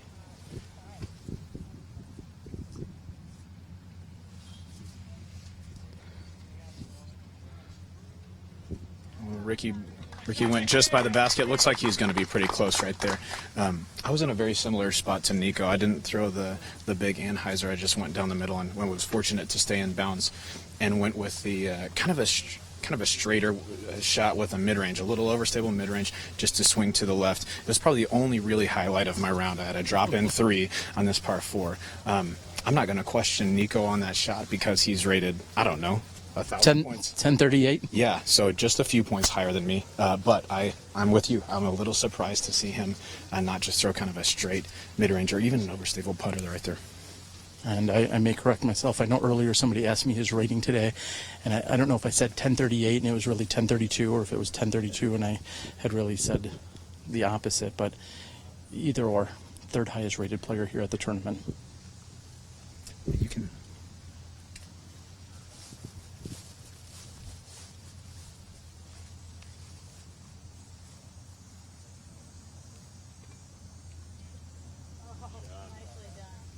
Looks like Nikko went with that same Cenis from that soft approach disc from a couple of holes earlier. But you could start any rating, like you were saying, with a 10, and I'm going to say that person is better than me. So, like I said, not up to me to question, but definitely surprised at his choice right there. And part of our sponsorship offerings and packages throughout the week include the whole previews, as well as various commercials, or our friends at Night Eyes, for instance, who have offered our replay, as well as Paragon helping out with the scoreboard sponsorship. We'd like to specifically thank Infinite Discs. They may have reached out to us just a bit late, but we are certainly very appreciative of your efforts. We've seen them on some whole previews throughout the week, and we appreciate everything you guys are doing for us over at infinitedisc.com.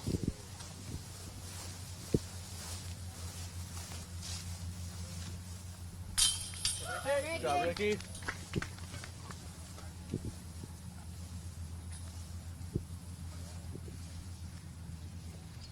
And we are rounding out the front 9 here on the course.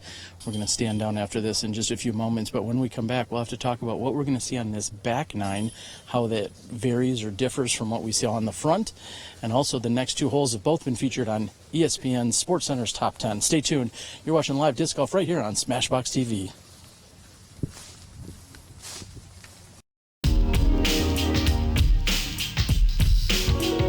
Hey everybody, this is Bobby Cool Daddy Slick Breeze. And I'm Eric McCabe. And we want to invite you to check out our podcast, The Disc Golf Answer Man, where myself and Eric McCabe, 2010 Pro World Champion, answers your disc golf questions, any questions on discs to choose, life on the road. Don't forget about the Ralph updates. And even Ralph updates. So check us out. We have segments where we talk about health and wellness of disc golf, mind, body, disc, and he talks about the mental part of the game. So check us out on iTunes or Stitcher, or just look us up at discgolfanswerman.com.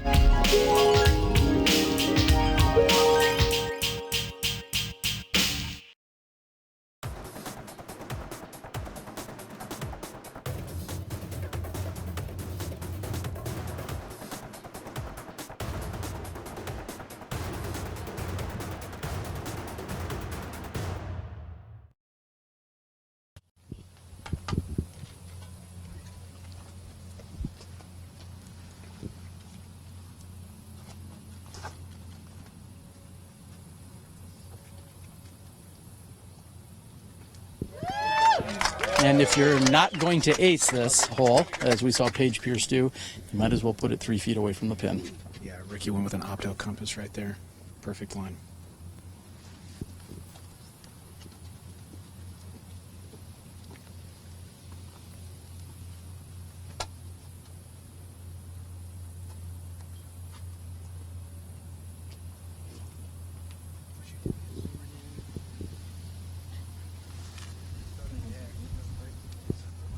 And McBeth opting for the forehand, however, releases it low with Anheuser.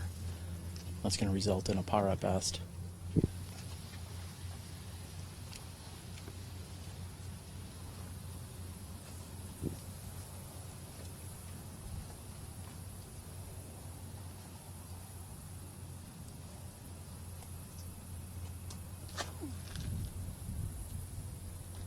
And Nikko pushing over hard. Everybody wanting the ace. However, Nikko comes up short, gets a bad break off of the tree. It rolls to the right. That's going to be an obstructed putt from the right side. Looks like that same glow Firebird that he was using earlier.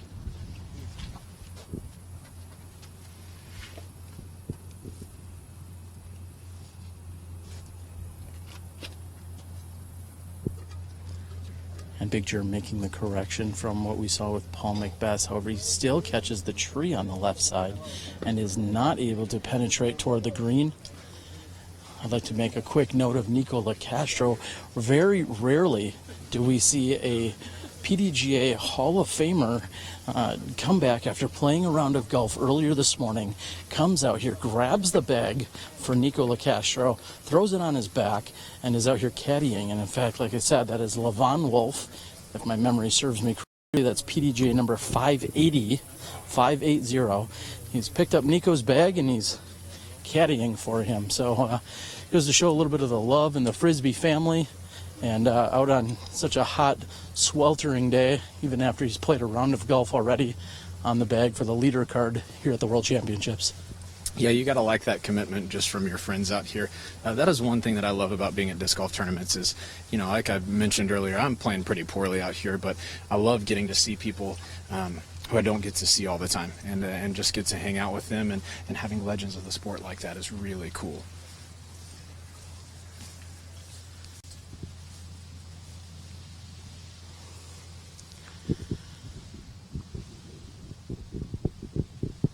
And of course, I could be corrected, as I had mentioned, Paul McBeth throwing off to the left side. That will result in a par. I should certainly have learned by now that I can never assume anything with these top-level competitors, but McBeth caught up by the grove of trees between him and the basket. Yeah, from our vantage point, it looked like if that missed a tree, it definitely had a chance. It was a great line. Big Germ's looking at about 38 feet right here. He's got a little bit of a straddle.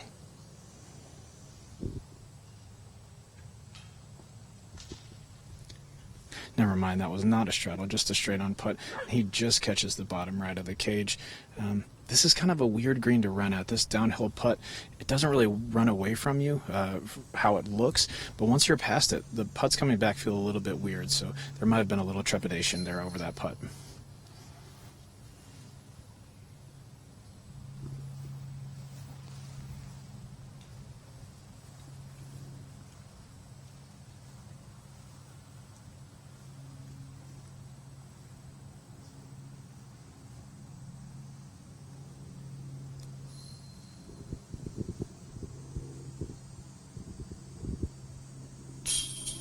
And even after the unfortunate bank off of the tree, Nikko is in for the birdie.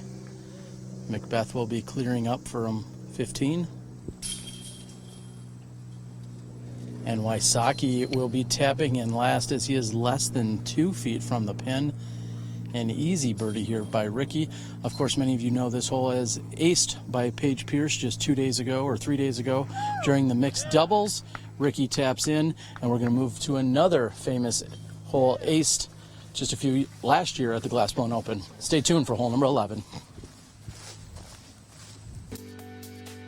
The site of GBO's first appearance on SportsCenter, hole 11 plays straight downhill and across the pond into the green on a hill. Players must pass down the middle of 2 mando trees, and most will need to decide between forcing across the pond or laying up. The pavilion and road behind the green are also OB, but rarely come into play.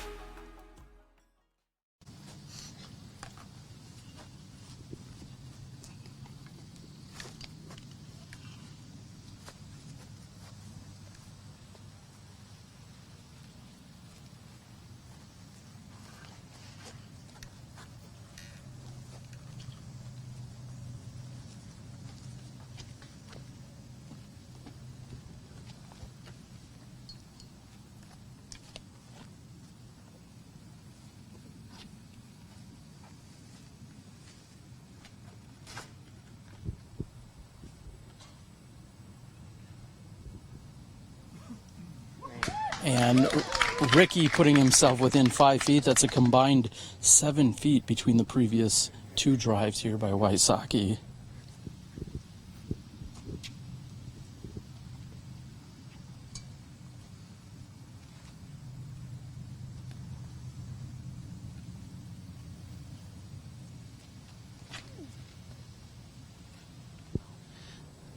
And yet again, we see Nikko with an overstable drive as it's fighting back. That may or may not be the secretive Glow Firebird.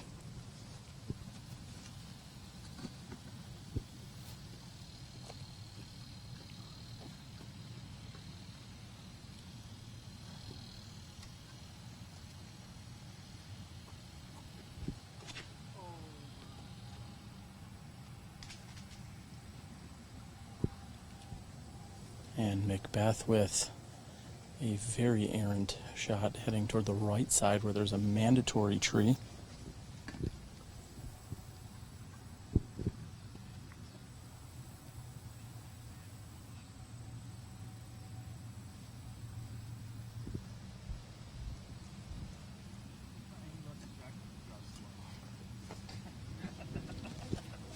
And Big Germ waiting for the car to pass that is creeping up here on hole number 11's basket. Big Germ was just saying how much more distracting it is if you drive slow. That doesn't really help us. You can just get out of the way. It's fine. We're already waiting for you.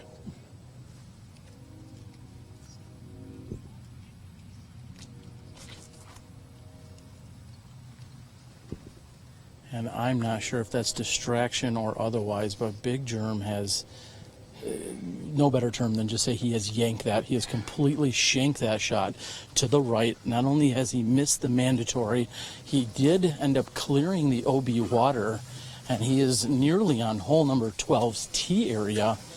That was... I wish I had a more eloquent or polite word, but that was just an outright shank by Big Germ. Shank is exactly the word I was thinking of. It's just, you know, you're so used to seeing great shots out of these guys, really consistent lines, and when you see one pulled, it always surprises you. And same with Big Germ and Paul's shots right here. Just Paul's is a little bit errant. He pulled it out of his hand. Germ's just maybe it caught on his fingers or something. It's been really hard to get a good grip on the disc this week because of the humidity. So maybe maybe he was trying to overcompensate. But yeah, that was a big mistake. And prior to Paul throwing his tee shot, I was just about to make mention of the fact that right now Paul McBeth and Ricky Wysocki have a 4 and 5 stroke lead amongst the rest of the field. They're trying to make this a very early 2-horse race.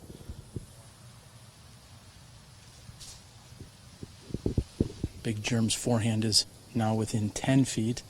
But as I was just saying, again, Paul McBeth sitting at 22 under par prior to this hole.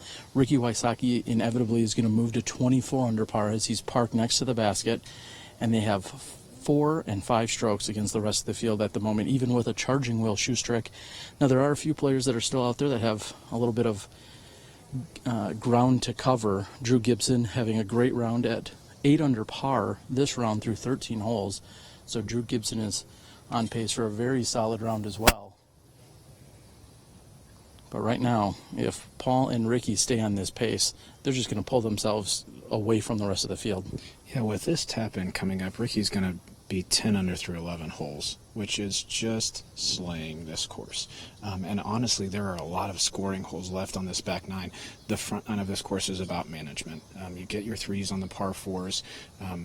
They're not excessively difficult as long as you find yourself in play. You can usually get a 3. And one thing I want to talk about real briefly is making sure that Paul McBeth is in fact playing this correctly. We saw last weekend Katrina Allen giving away a pair of strokes for playing incorrectly when she should have went to a drop zone. Now this is in fact the right play. You go to the water even though there is a drop zone. The drop zone is exclusively for the mandatory. Yeah, that's correct. We've seen this played. Oh my goodness, Paul almost throws it in from the water's edge. It hit nice center chains and cage and just flipped out the left side. But he did play that correctly. You only play the drop zone if you miss the Mando. Water is regular out of bounds rules. And really no surprise, Paul McBeth not even fazed by the idea that he had just rang the chains here on hole number 11's. He was attempting for the par save after the OB water shot. And that was a tremendous effort. Again, we spoke of it a few holes ago. With having the upward slope, he was able to be a little bit more aggressive knowing that it was uphill. Yeah, you could be chain high going by on this hole and be no more than 20 feet away. It's a great hole to run at. Paul nearly made good on that par save right there. And this is Nikko for birdie 2.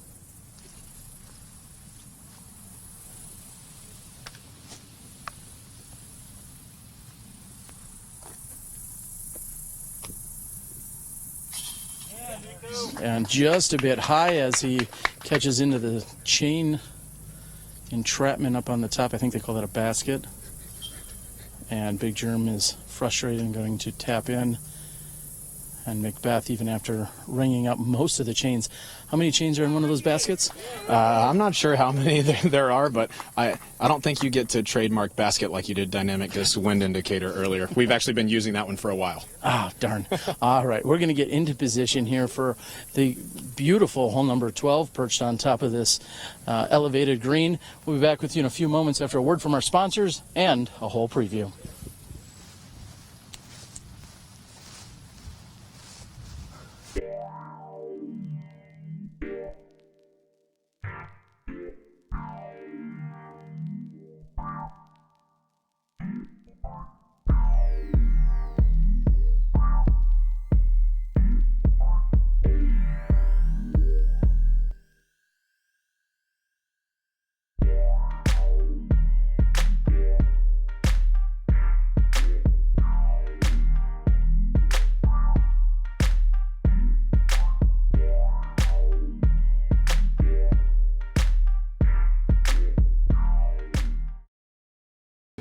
Hole 12 plays back across the pond and challenges players to get close enough to the elevated basket to putt comfortably. Players again must pass to the left of a mando tree located on the right side of the hole and have a higher risk of a bounce back that rolls into the water if they come up short. The elevated basket is the highest in the park, making 10 and 20-foot putts seem scary as the winds come and go.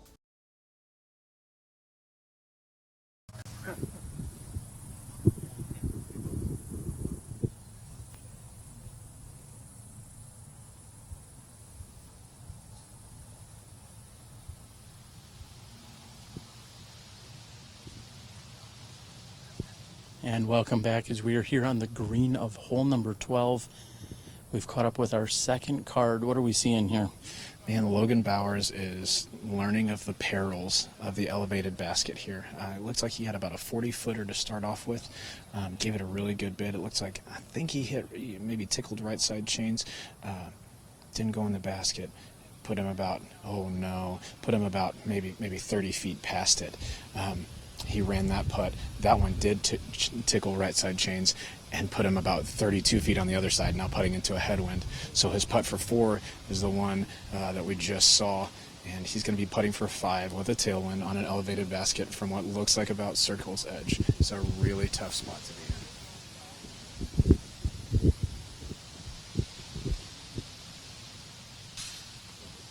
in. And what a unfortunate hole here on hole number 12.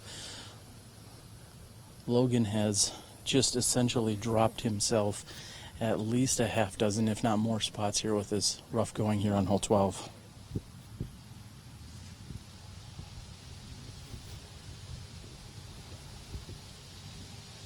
Yeah, Devin. And that caught left side chain and in for Devin Owens. Devin, of course, known as the best lefty in the game. We missed him a few weeks ago over at the Minnesota Majestic, a Disc Golf Pro Tour event. And catching him afterwards, I asked, well, where were you? And he said, I had some travel problems. So it sounded like luggage and flights were all a little bit of a challenge while traveling overseas.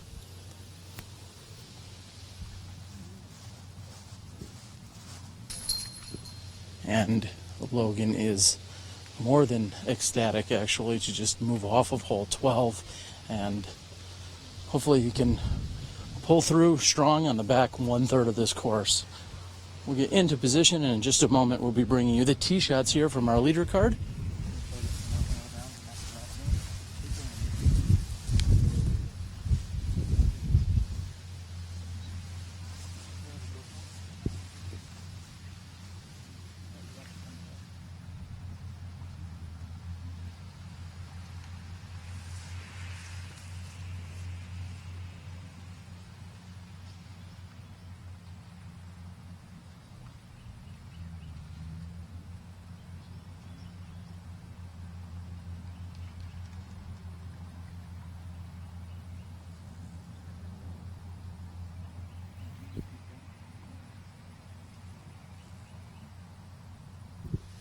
And we have Ricky Wysocki on the tee.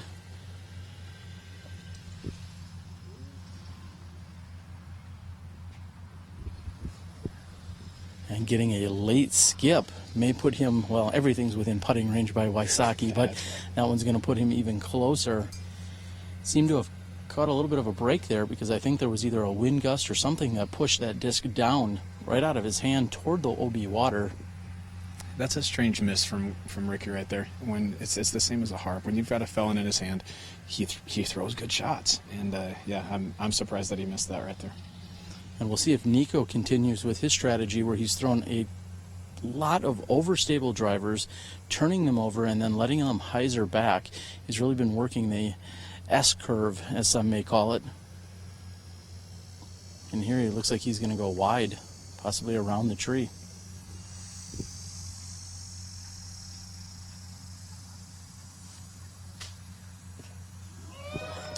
And that seems to be effective. Yeah, you know, that's going to be a pretty good shot there. Anytime you hit the rock arrangement under the basket, you're going to be pretty happy with that. That was a great shot.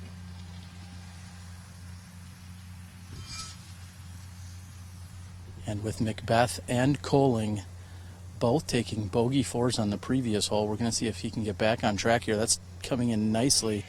And with the grass directly behind the pin, he's going to have no more than a 22 footer for birdie. And Big Germ's really going to need to get dialed in and focus during this last 1/3 of the course. He's been struggling here today, whether it's been grip, misfires, or bad luck, or a combination of all of those. He really is going to have to dial in right now.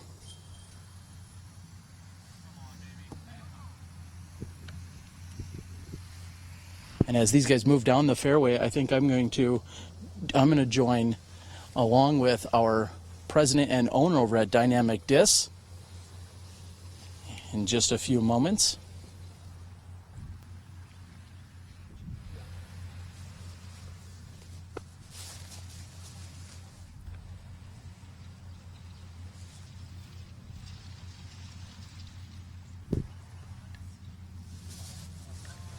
All right, and we cut away from them walking over this beautiful pond area at Jonesy's. I'm joined by none other than... I'll tell you what, it is impressive to see these guys play. We got a great gallery out here, and the action is just building.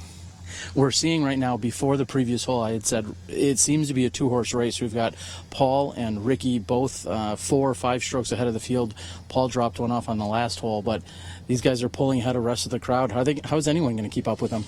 Well, I mean, we've seen it pretty much, you know, all year back and forth between one and the other, just showing their dominance right now. And you know, McBeth wants his 5th, and you know Ricky wants his 1st, and I can't wait for Saturday. I'll tell you that. All right. Well, we know you have some favorites out there. We'll keep those in your back pocket. Good idea. This is Jeremy Rusko of Dynamic Disc, making everything possible out here for the 2016 PDGA Pro Worlds.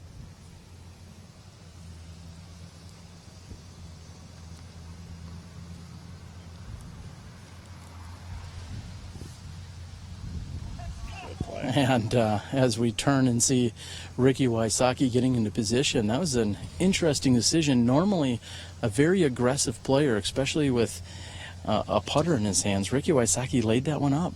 Yeah, man, I really thought he was going to run that. He's basically just got his foot on the pedal. He's missed one hole so far. I'm wondering if he knows that he's a few ahead of Paul right now, and is just saying, you know, I'm not going to have a bad hole. I'm not going to lose several strokes on one hole. If I'm going to lose any strokes, it's just going to be one. We did see just a minute ago Logan Bowers had that unfortunate, what I think was a 6. That's a possibility on a windy, elevated basket. So, I mean, you got to like that play by Rick right there. If the best putter in the world lays up, you should probably consider it too.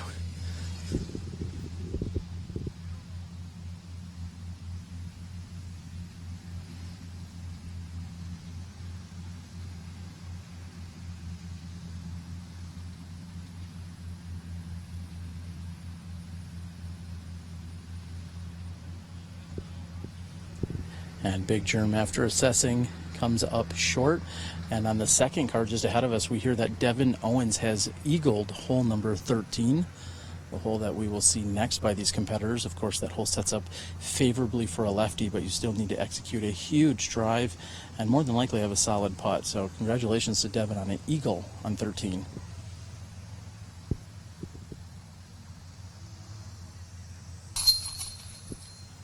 And Big Germ's going to walk away with a par. Paul McBeth with an opportunity here to regain the stroke that he just gave away the last hole. Actually, 2 strokes.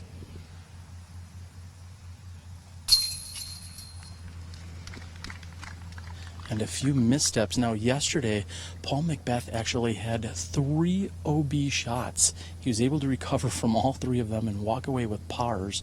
Rarely do you hear of any competitor not only saving the par after an OB, but having 3 of them in a single round.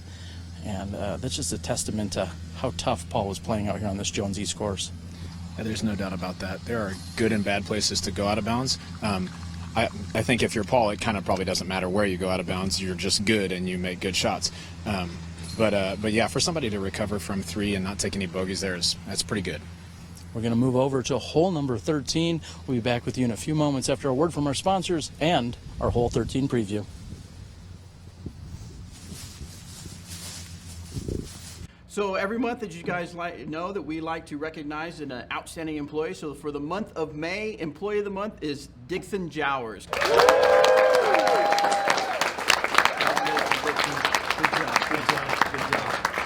All right, so for this month, like we usually do, we like to recognize somebody for outstanding service. So Employee of the Month for the month of June is Dixon Jowers. Congratulations, Dixon. Thanks, Good job. Good job. All right, everybody, we've come to the time of the meeting where we're going to give away our Employee of the Month award. So let's take a look. And for the 3rd time in a row, it's Dixon Jowers. Congratulations, Dixon. Bagger. Well, so next on the agenda, we're going to talk about sales for next month. We have some new products coming out, and it's exciting news for everyone.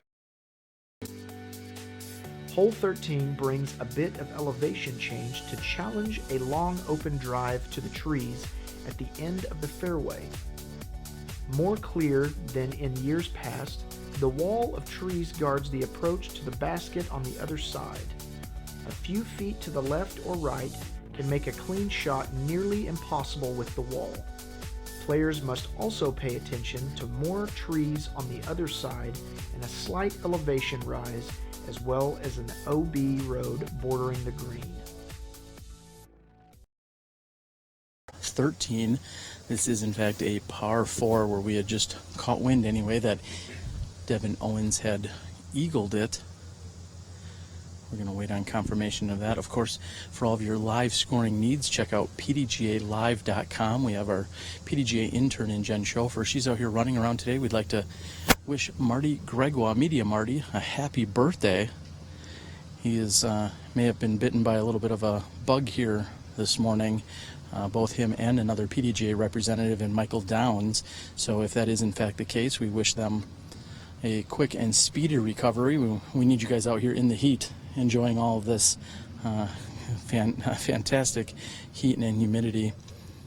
We also have some very interesting and breaking news in that we have been informed that in a very unofficial capacity, Paul McBeth may have in fact played hole 7 incorrectly during yesterday's round. We are waiting for final confirmation. We will get it sorted out sometime after the round. There is no official way for us to validate anything else at the moment. We have it on very good authority and word that Paul may have in fact played it. Paul had approached another individual, letting them know that he felt like he had possibly played the hole incorrectly yesterday. When they approached the hole today, they had to bust out the rule book and the caddy guide in order to get a ruling for how it was to be played. And it was at that time he says he may have discovered that yesterday he may have done it incorrectly. So just a few moments ago, I mentioned he had the 3 OB strokes, and one of those may come back to haunt him a little bit, because if he had played it incorrectly, he will be assessed a 2-throw penalty. And this is very reminiscent to what I just mentioned with Katrina Allen last weekend, taking place in Minnesota. that she had played a drop zone / water penalty incorrectly, was assessed 2 strokes at the end of the tournament. She had misplayed it during the second to last round, and it was in a very similar fashion. It was noted the next day, and Katrina ultimately did not remain tied for the lead, and she lost the Minnesota Majestic due to that unfortunate circumstance. And clearly we're not quite halfway through this tournament, so it's much it's been brought to light much quicker. But Robert, this is a major game changer, that at the end of the day we may be assessing 2 penalty strokes to Paul McBeth's score. Yeah, it's tough, man. Gosh. You know, we have the caddy books from the beginning. All players are encouraged to read them beginning to end. 7 has a lot of OB on the hole, so, you know, for someone to misplay the OB is not surprising. It's a weird hole. But honestly, props to Paul McBeth for saying, I think I misplayed the hole, and going and saying something himself. That's a true competitor. That's an integrity move. Props to you, Paul McBeth. And Nikko Locastro, very frustrated. He was just about ready to tee, and then he stopped and went back to the bag looking for some type of rosin or hand drying aid, whether that was a bag or otherwise. He's thrown a nice shot out into the center of the fairway, a little bit more right than you're looking for. You really want to be on the left side to attack this green? Yeah, you want to get to the left side of the fairway for sure. Probably even the left third of the fairway. There's a very small opening for your upshot. You want to be on the left third.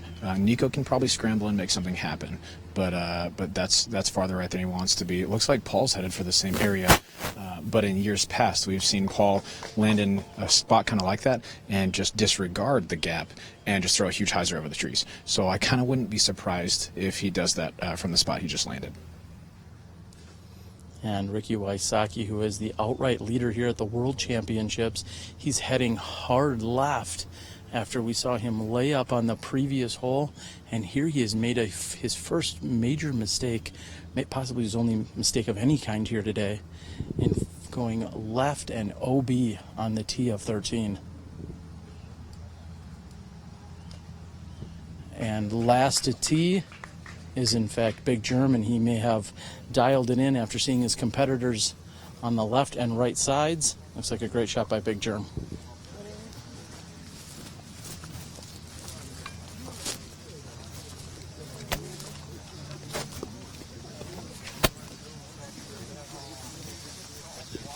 Now we're going to move down the fairway, checking in with our PDGA intern, recently appointed PDGA intern, Jen Schofer. Jen, we saw you a few weeks ago working your tail off at the AM Worlds, doing all sorts of media platforms and action out there.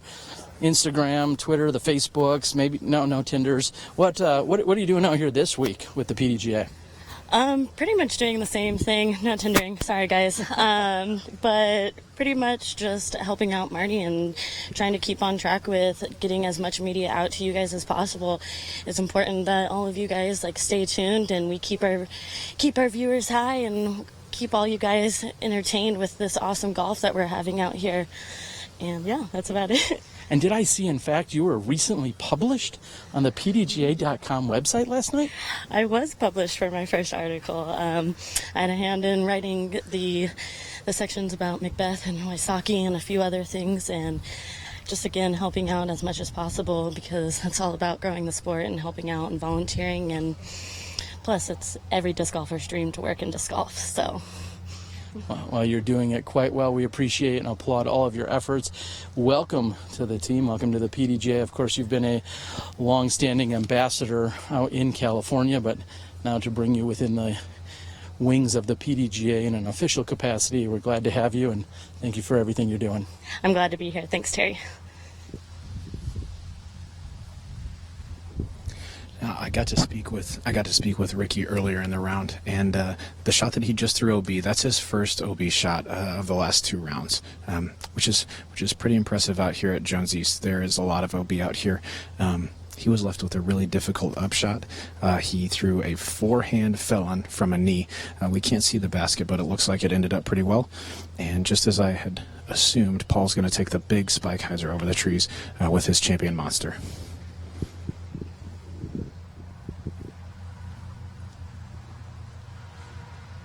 and narrowly missing the tallest of the tree branches on the right side. He finds himself up and over and inbounds. He's going to have a putt there, looking at a birdie. That was flirting with disaster. Yeah, that was probably about 6 inches from hitting that tree. No telling if it would have stayed in bounds or not. Maybe it just clears straight through, but it got a very favorable lift. Maybe he planned on it. He's good. But yeah, it looks like he's thrown a really good shot right there. He's going to be inside the circle. And I know a few moments ago I mentioned PDJ number 580, Levon Wolf, on the bag for Nikko Locastro. It looks like he was either relieved of his duties or possibly had to go out and pick up some other caddy duties, as we have another competitor on the bag here for Nikko. Nikko's lining up the same shot we just saw from Paul McBeth.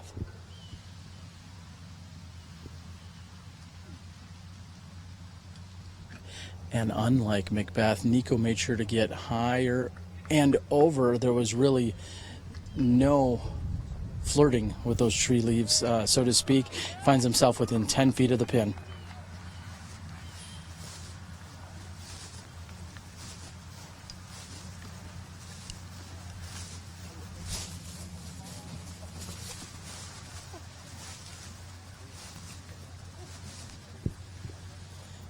And a relatively routine forehand here by Big Germ.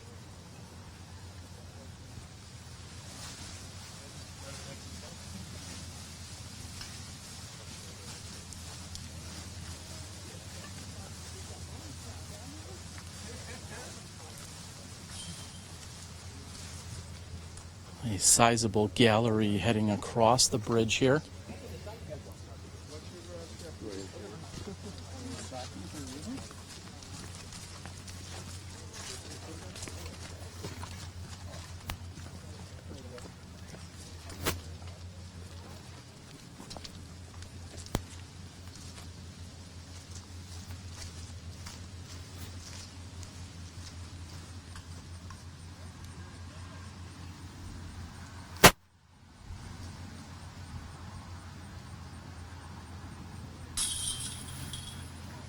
And Paul McBeth with an easy 3 here on hole number 13. Big Germ has found himself within 8 feet of the basket. Nikko within 5, maybe 7.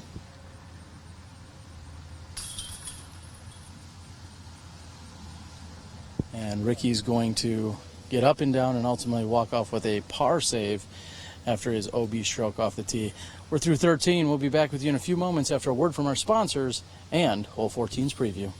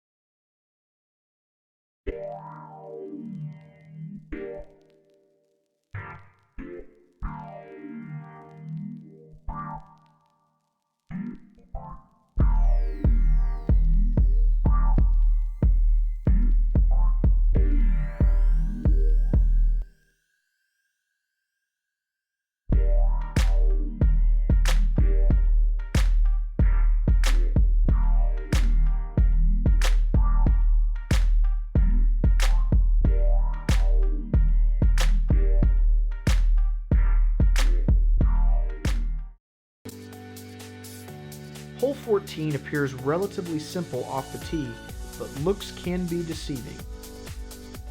Slightly uphill the entire way, players must dodge a couple of trees early to get an open look at the basket. When the hole opens up, players have a more obvious path to the basket and more uphill. Overly aggressive shots can end up in the water just behind the basket, and some hard surface around the green can make a good shot become an unlucky one.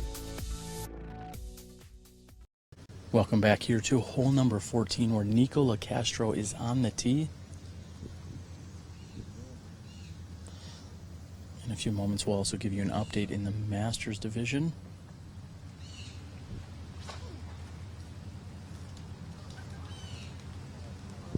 And Nikko's trying to dial it in here on hole 14.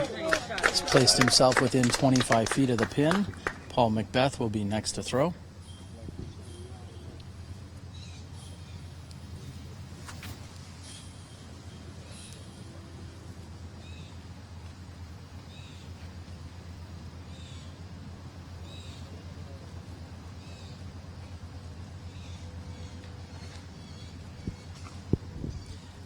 And McBeth, knowing he needed a little more power than what we saw by his previous thrower in Nikko Locastro.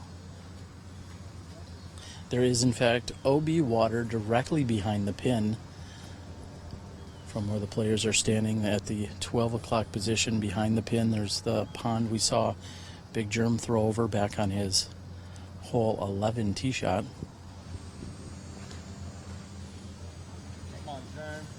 And if that's got enough legs, it's got the angle, it just needs the distance. And also up with inside the putting circle.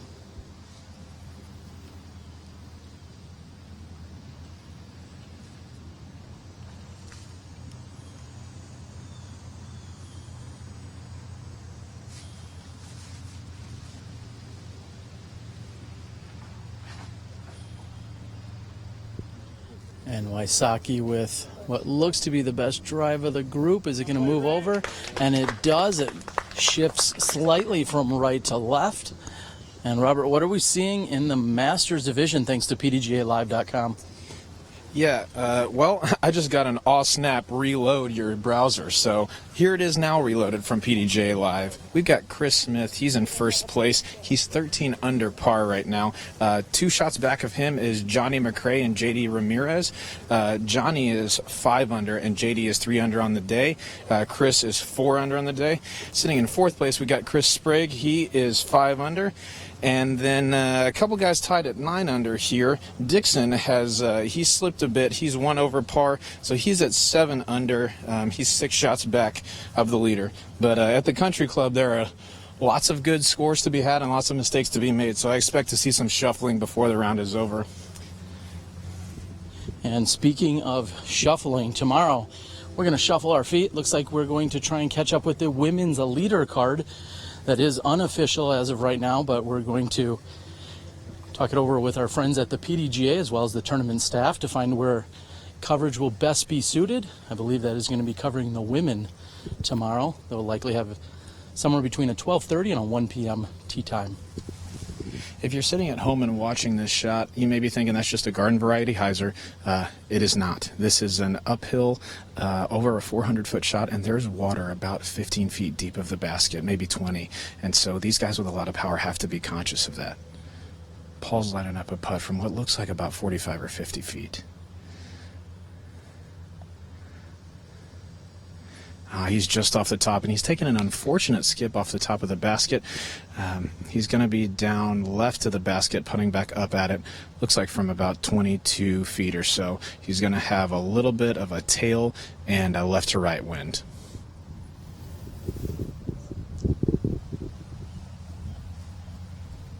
And we feel the wind pick up for the first time in a number of holes here. As you had just mentioned, Robert, Big Germ is going to be looking at with what appears to be a headwind, at least in the position that he's at right now. Maybe it's a slight cross, but more so a headwind, making this putt from inside the circle look probably much longer than it really is.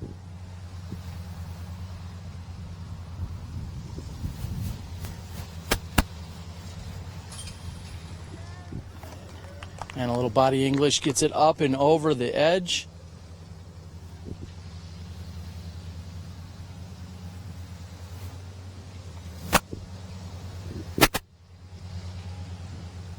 And in other late-breaking news, besides the possible misplay by Paul McBeth, we hear that there's apparently an individual climbing the Trump Tower with suction cups, and that's all the rage. So we can go ahead and time and date stamp that right here at the World Championships, that someone has taken it upon themselves. I was going to maybe somehow metaphorically turn that into a climbing the ladder here, or climbing the charts, as we're watching Paul McBeth and Ricky Wysocki battle out, and the rest of the competitors. We saw Will Schustrick climbing up. Is that what we saw? I, for one, am glad you almost didn't go there with the climbing the tower. But hey, you know what? He was climbing the ladder. But as good as Will's round sounded from the beginning, I think he finished at 10 under par. That's a 51. That's a really good round out here. Paul and Ricky are on pace to better that. They are playing very, very well right now. Paul's got this 22-foot comeback here. And as expected, McBeth is in.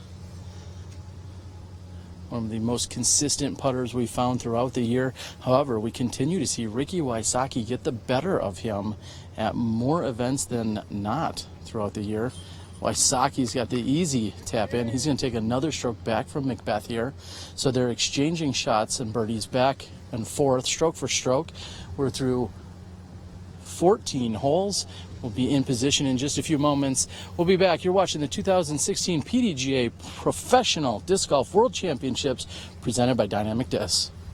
Early trees and a nearby OB road make this short hole a troublesome 2 for most players.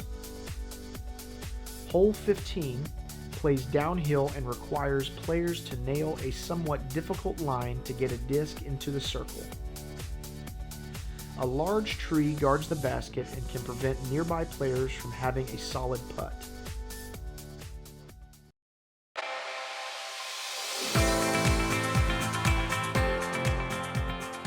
For me, it's time with my friends.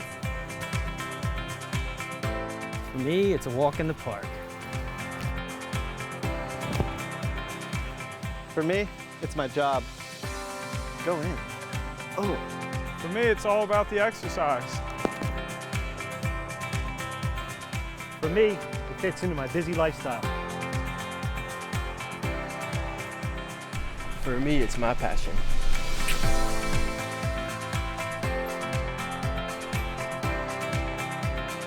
For us, it doesn't cost much to play.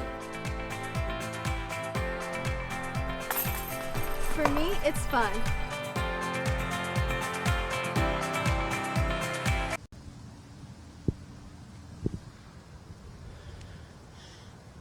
And Nikko Locastro going with a high, wide hyzer route. It hits within 18 feet of the pin and checks up perfectly.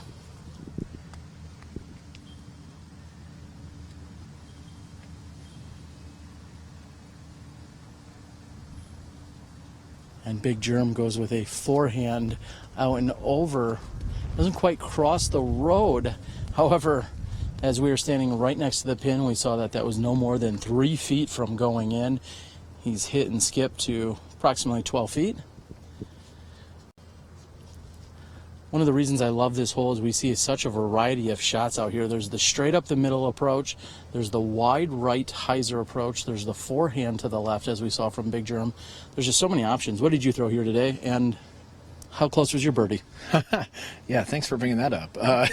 So I went with the down the middle shot with a mid-range, mostly because I just don't throw as far as these guys. But I like having straight shots. That's what I threw. I got to 28 yesterday and 45 today. I made neither of them. That's why we're commentating.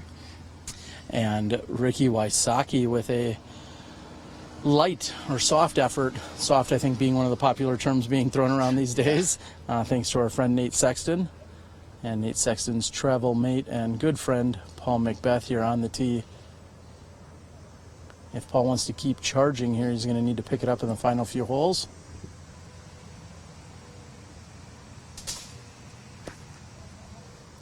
And it clips the guardian tree short of the pin. That's going to put him just inside 30 feet, and it stops nicely. He's looking at a relatively easy birdie here. He may be able to pick up one from Ricky unless Ricky can throw in a Well, a typical Ricky 55-footer. That's about right. Yeah, that's Ricky range. What do you guys have? Circle 1, Circle 2, and Circle Ricky or Ricky Circle or whatever. I like that.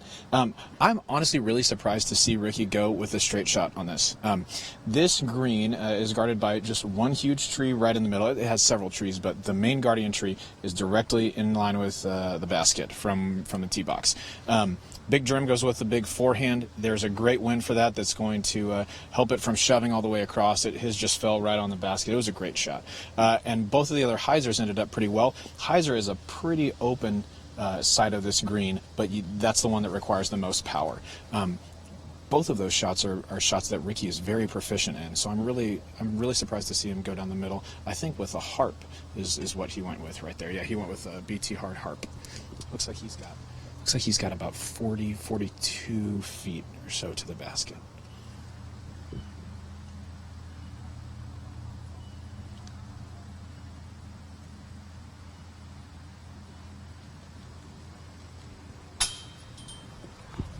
And in the most unfortunate way, that has hit off the top of the basket. It gets a roll to the left. It climbs up over the edge of the road, and I believe that is in fact going to be out of bounds. Ricky Wysocki is beside himself.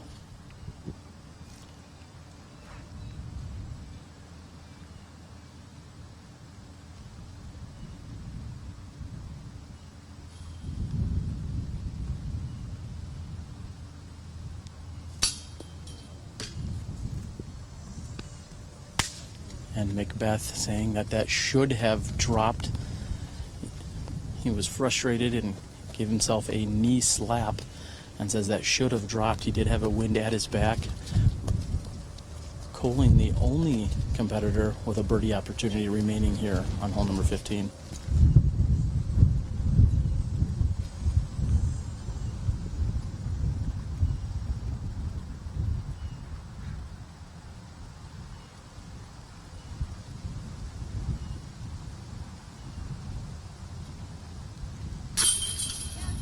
And Koling's going to pick up at least one stroke on the rest of the group here.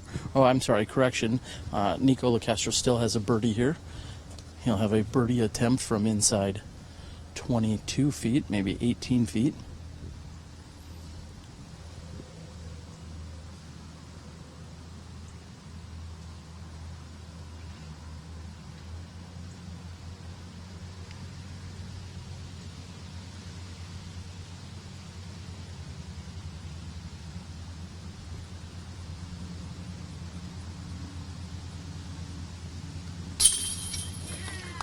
A solid putt there by Nikko Locastro.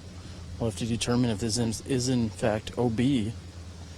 And it looks as if it's going to be, or at least played that way here by Ricky.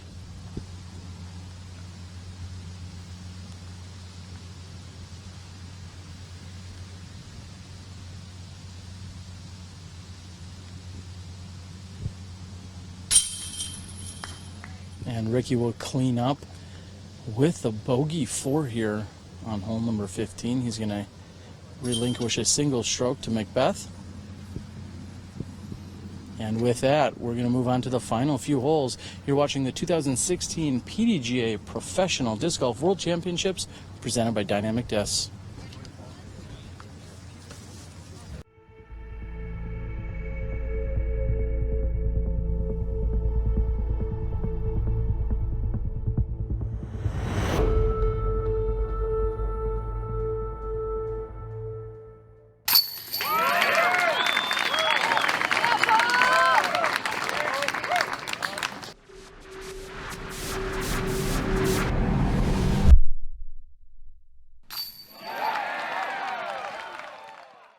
I'm Paige Pierce. You're watching live disc golf on SmashBoxxTV.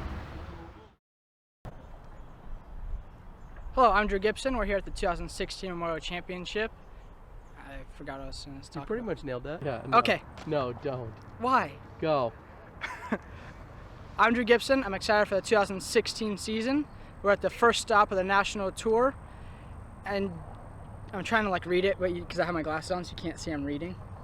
I'm pretty good at this. All right, I'm gonna nail this one, and then go.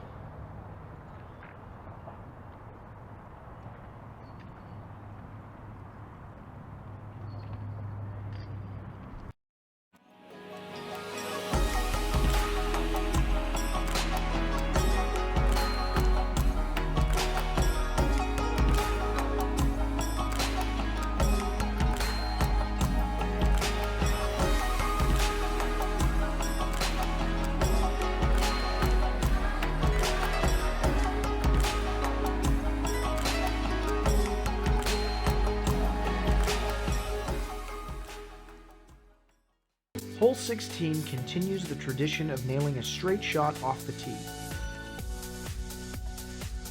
Hitting the gap is only the first part of the challenge though, as players must keep watch for the wind in the open and choose the right disc that won't fade out too far from the basket at the bottom of the hill. Discs thrown too far will be gobbled up by the tree line, and discs thrown too short require a touchy approach to get into the circle.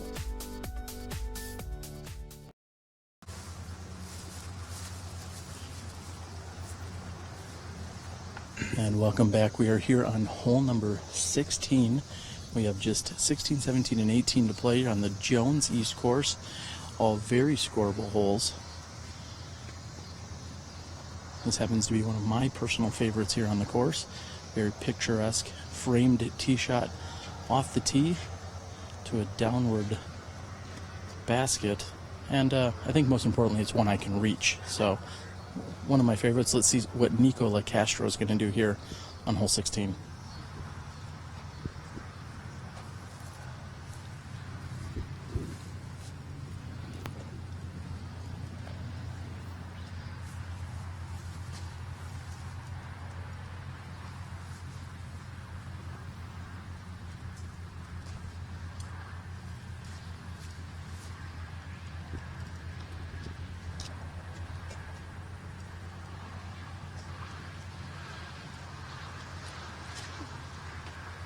And no surprise, we see Nikko go with an overstable release, or should I say an Anheuser release, looking for it to stable up. We've seen that frequently today. He's inside 25 feet. Looks like the mystery Firebird again. And Nikko, with the last few holes of solid play, has put himself just 2 strokes off the lead. He's sitting at 22 under par, McBeth at 23 under, and Wysocki at 24. This is now a very tight race with 3 of our competitors distancing themselves from the rest of the crowd. And Big Germ is standing down right now because I've got to assume he's throwing a forehand off of this tee box. Hole 17's tee is on the left side of this fairway, and so he's just going to wait for them to clear off before he throws. One of the things I do love about this hole, like Terry said, it is a picturesque hole, but these guys could reach with any shot, any disc. I mean, you could get a putter there, you could get a really overstable driver there, so it's just all about reading the wind and shaping your shot the way that it needs to get there. So I think we'll see a lot of different approaches to this hole. And just a few nights ago, we also saw Dave Wastebloom of Night Eyes, along with Nomad, hosting their Glow Disc Golf event out here, which was a doubles event. This is Big Germ on the tee.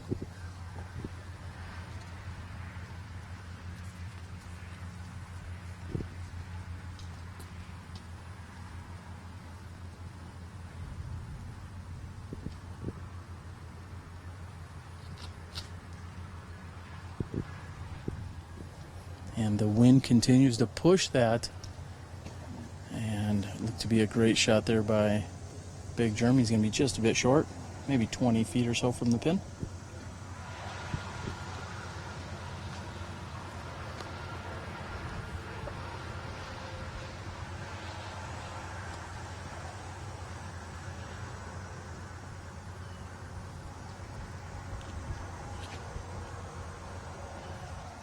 Paul's gone with the McPro Rock 3. He's asking for it to get right, but that wind is pushing. What was a tailwind on the last hole is now pushing it right to left, so it just kind of carried out to the left. He's probably going to be about the circle's edge, looking back into that wind. He's got a little bit of blockage from the trees, so it may not affect it so much down there. Looks like Ricky's going to be going with a forehand felon here.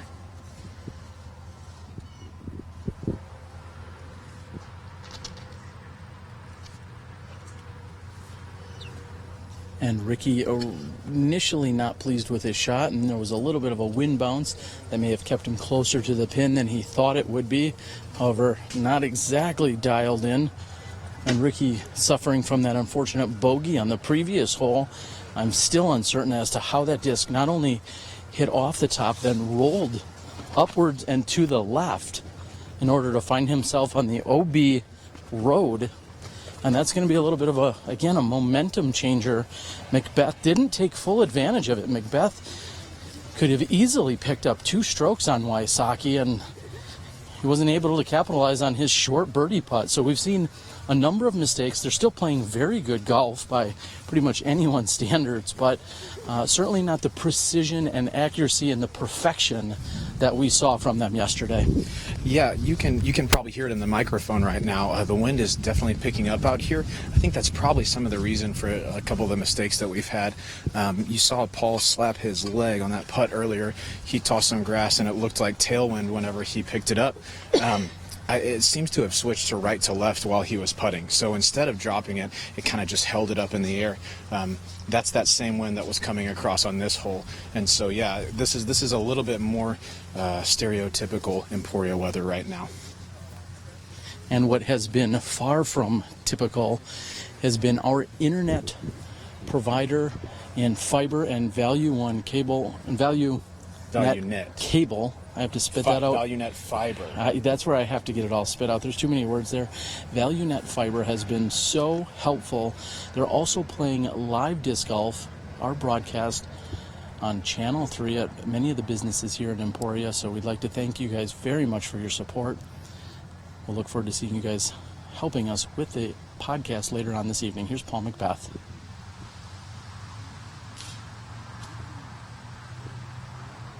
And again, Paul McBeth just off his mark on a putt. I think what may have happened there is Paul was putting, maybe I think he was materializing how I was trying to spit out our sponsor's name maybe. I think those two are about equal efforts. Yeah, that poor guy.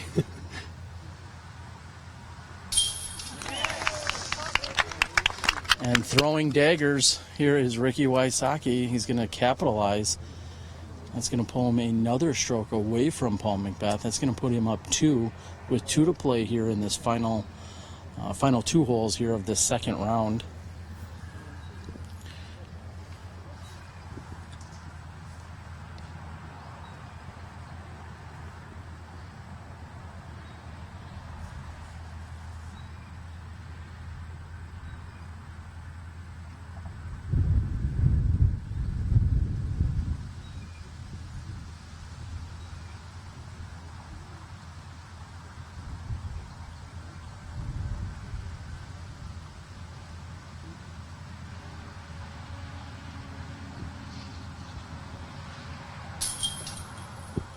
And Big Germ's efforts are high and left. He just didn't seem very comfortable over that putt. He switched his stance from his regular straightforward stance to a straddle a couple of times. It seemed like his footing was bothering him a little bit. We see that the flag isn't really moving, but we can feel the wind out here, so I guarantee Big Germ felt the wind on that putt.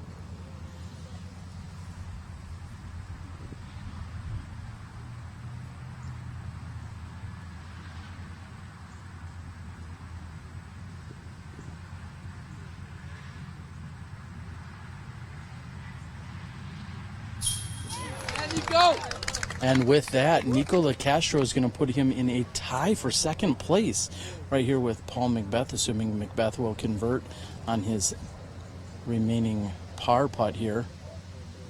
And he's done just that. But Nikko finding himself now in a tie for second right here at the World Championships. Big Germ, who has had his struggles throughout the day. I know he's looking to reset and pick things back up tomorrow. We've got just 2 holes to play. We'll be back with you in a few moments after a word from our sponsors. What does it mean to grow the sport? Some of us want to see it on TV. Some want to see big crowds of spectators. Maybe all of that will come true.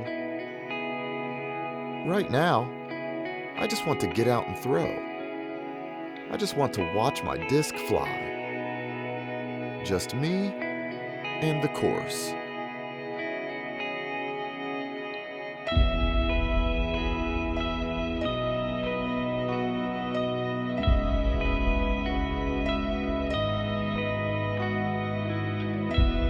Throwing into the corner, hole 17 requires more accuracy than it may appear off the tee.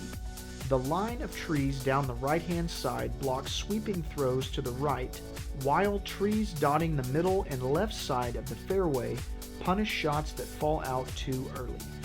The green plays very close to the wall of trees and any shots that go past the basket will likely require a difficult putt back into play.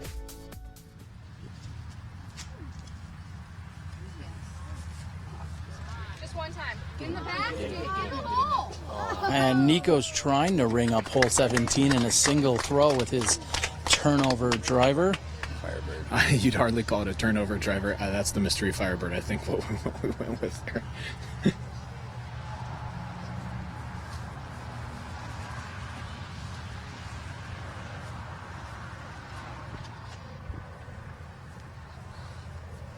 Ricky hangs his forehand out to the left. It's looking pretty good coming in. Oh, it skipped right in front of the basket. It looks like it settled right on the edge, so we're probably looking at about, 20 feet or so. That was that same beat-up felon that he threw on the previous hole. Big Germ's lining up a forehand with what looks like a D3 here.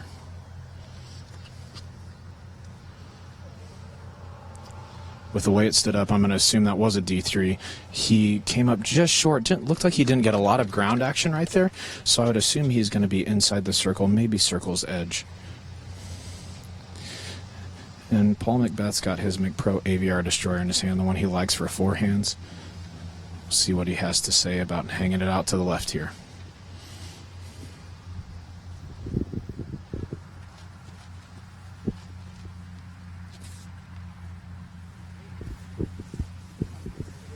And the wind is pushing that from left to right.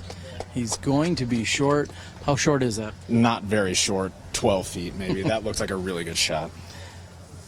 And Paul McBeth has clutched up here, so to speak, on hole number 17. Certainly we're going to want to come in competitive. And also, as we mentioned earlier, Paul McBeth may have at least had the start of a self-inflicted two-stroke penalty. We heard earlier that he had come up to an official and let them know that he possibly played hole 7 incorrectly yesterday. If that is in fact the case, he may be assessed a 2-throw penalty, and the 1 or 2 or 3 strokes he may be down to Ricky or even possibly Nikko at the end of the day, that may increase by a pair, as there might have been a misplay from yesterday. So, of course, we'll be talking about that and other stuff on our podcast tonight. Tune in at 8 p.m. Central, which is an hour earlier than most of our podcasts have started. We'll be over at the Emporia Country Club. If you'd like to come by, you're welcome to be there in person and hang out as a live studio audience. Otherwise, make sure you tune in to all of our live streaming platforms, including our SmashBoxxTV YouTube page, as well as our SmashBoxxTV Facebook page. So we'll talk about that and more tonight, starting at 8 p.m. Central.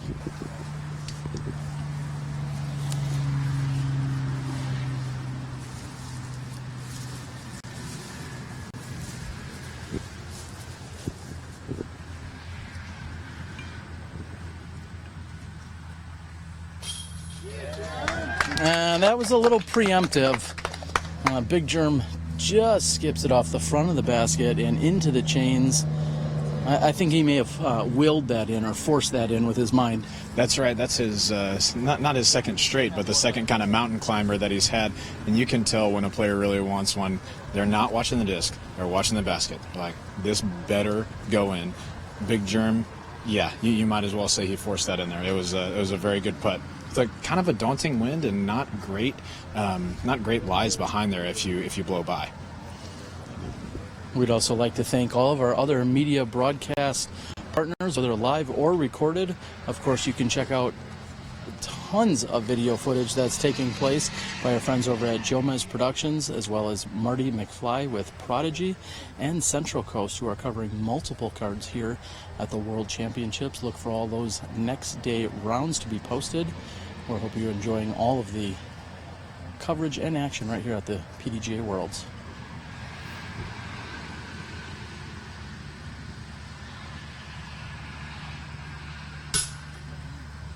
And Nikko not only was just a bit off his mark, but he's going to move his marker just a few inches. He literally is going to move that less than 3 feet, and that is a heartbreaking roll away for Nikko Locastro. He's going to really need to maintain his focus here.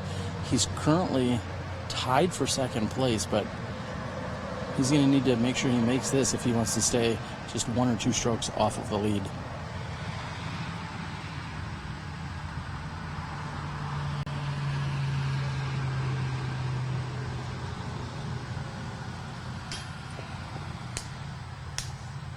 And the double fist pump and almost the ground punch by Nikko. I can understand the frustration.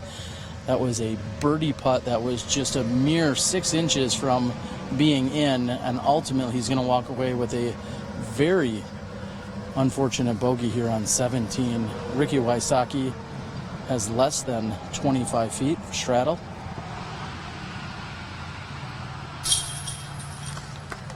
And that's going to keep him ahead of McBeth. Again, Nikko Locastro losing ground here on hole 17. McBeth for the birdie. We're going to have a little bit of a walk as we move over from 17's basket to 18's tee. There may be a group finishing out on 18. We're glad you could join us. Stay right there. We'll be back in a few moments as I spit that out. We're going to move over to 18's tee. You're watching the 2016 PDGA Pro Worlds presented by Dynamic Disc.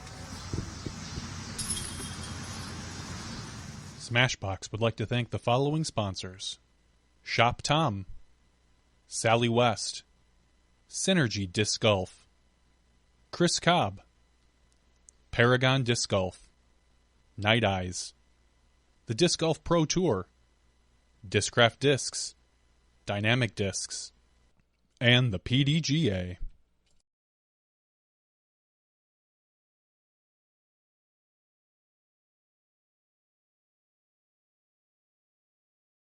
Please reach out to these sponsors and thank them for their tireless support of disc golf.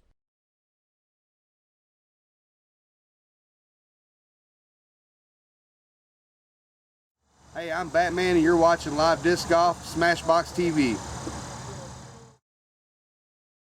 Hole 18 gives the players one final choice off the tee. Be aggressive down the right-hand side or lay up and play for accuracy in the landing zone and then onto the thin green. While the landing zone opens up to the left closer to the parking lot, players must deal with an OB line separating hole 1 on the left-hand side and the parking lot beyond. While the trees down the right are not OB, they will often require an extra stroke to play out of. The green is on a thin stretch of land that requires accuracy to land on, but plays relatively simple within 100 feet of the basket. Welcome back, everyone, to our 36th hole of competition here at the 2016 PDGA Pro Worlds.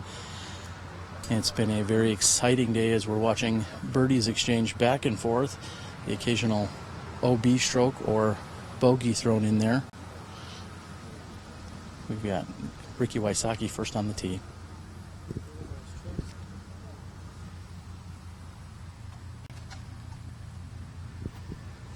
Robert, what's he throwing there? That is either a first run or a prototype Felon. I mean, that's standard Ricky Wysocki. Just smooth out a forehand hyzer and throw almost an identical shot on the next one.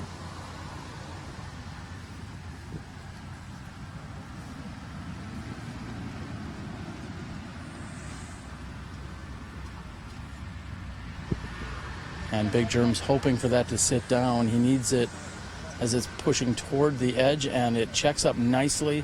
He should have a good angle from there. And you may recognize this fairway from, well, hole 1. Hole 18 and 1 parallel one another with an OB line that divides the two of them.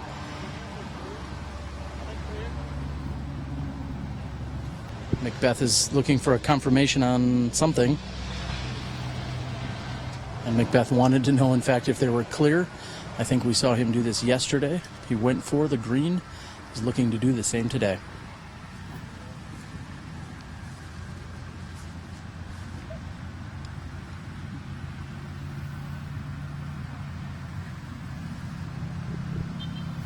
This is a clutch shot here by Paul McBeth.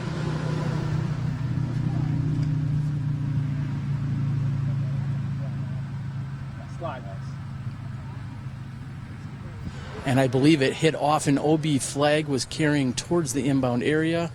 The spotters are running toward him, and he gets an OB indication.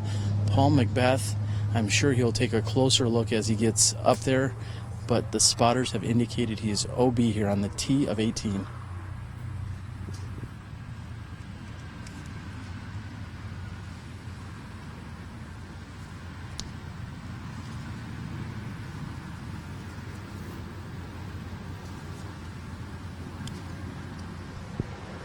And Nikko with a turnover, however, that's fading nicely, and it looks to be in perfect position. Robert, I'm going to walk down the fairway. Thank you. We'll catch up with you before we close out. And as I move down the fairway, I'm going to catch up with half of the Sexy Beast Tour in Nate. Don't call me conservative Sexton. How are we doing tonight, buddy? I'm doing all right, man. So earlier today, I think you just got off the course a little while ago. I believe you said you came in with a 9 under par. How did it feel? It was pretty solid. The wind was a little tougher today, I felt. So to improve my score by 1 over yesterday, I feel I played, 2 to 3 strokes more solid of golf, if that makes sense. Certainly. And now you say that may push you up into the top 10. Let's start with where you were before this round, and now where do you think you are? I think I was like 20th, but there was about, it's the first round, so there was a 10-way tie, one ahead of me. I'm at minus 17 overall. I really don't know, but I feel like I'm probably going to be in 8th, 9th, 10th, somewhere in there. All right, we're going to move over to another course in the country club tomorrow. What's the game plan? Just attack the course. I think it's it's a thrower's course, wide open. Just got to play over stable discs, throw them hard, and get up and down when you can. Now, Paul Ulibarri earlier in the week said you weren't a power thrower. Are you going to prove him wrong out at the country club tomorrow? Well, he clarified what he meant by that, by being a power guy. We can have this conversation another time, but I'm okay with the fact that I'm not a power guy by his definition. All right, this is Nikko Locastro with his approach.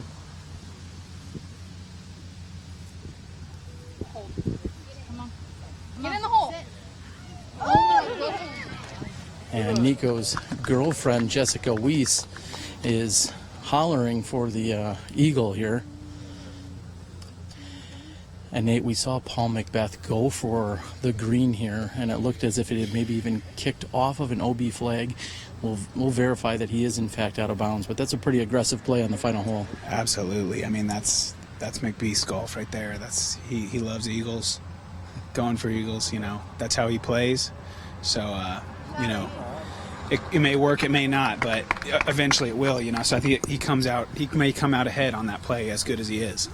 Now, earlier in the round, we were informed that there may be, in fact, a 2-stroke infraction assessed to Paul McBeth. Did you guys talk about that hole at all during practice as to how to attack it? No, and I was not aware that was the rule. I had thought that there was a connection of inbounds where you go walking through. So, that's our fault for not reading the caddy book a little bit more closely. And realizing that was an island green. Pretty unfortunate. I would expect at least 15 to 20 misplays in the field. So it's going to be the honor system. Oh, no. And Big Germ, as you said, oh no, Big Germ had released high and left. He's just truly beside himself. He continues to flail with some of his shots, and he even is really surprised by the inaccuracies that he's been throwing with here today.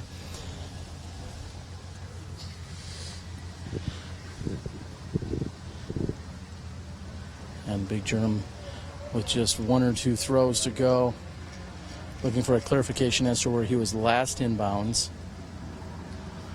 And he'll be throwing another approach shot from no more than 40 feet closer than his previous lie.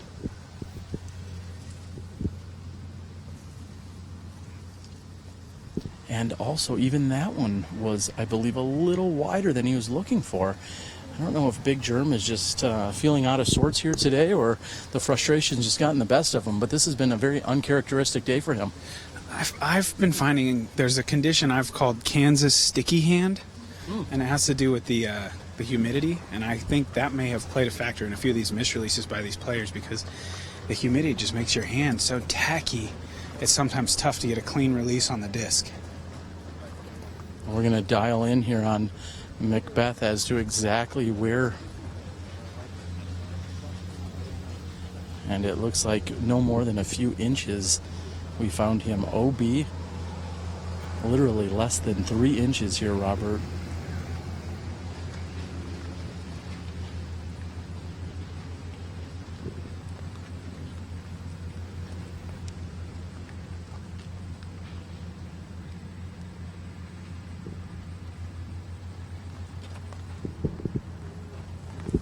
And a layup to within 15 feet. Paul McBeth is still going to manage a par here on this par 4, hole number 18. Nate, I just want to say thanks again for joining us. We wish you the best of luck, and have fun out there tomorrow. Thank you, and thanks everybody for tuning in.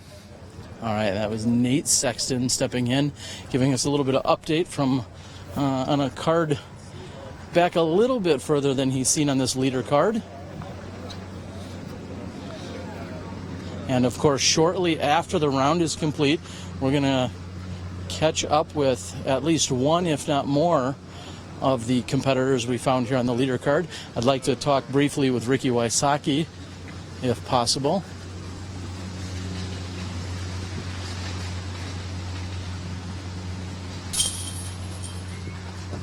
And McBeth, with an obvious frustration, finds himself with a par. And that, in fact, is going to leave him at 24 under. And with the birdie by Ricky Wysocki, that should put him to 27 under par. Nikko Locastro was at 22 coming into the hole here today.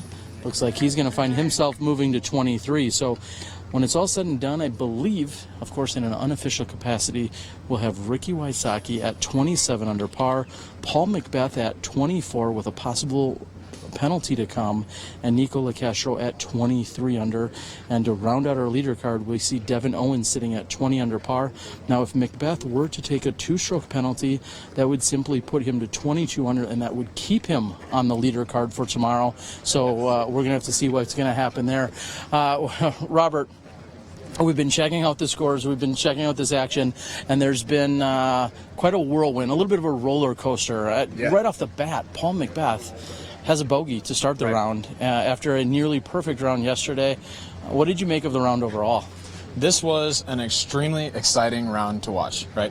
You watch these guys. Paul gets a 4 on the first and then just blazes after that. I mean, birdie, including a 2 on 3. I mean, it's written down as a par 3 for humans, mortals. It's a par 4. He gets a deuce. To watch that battle back and forth has been really, really great today. I'm excited to see what these guys do out at the country club. They can really let the big guns loose out there and rip some really incredible shots.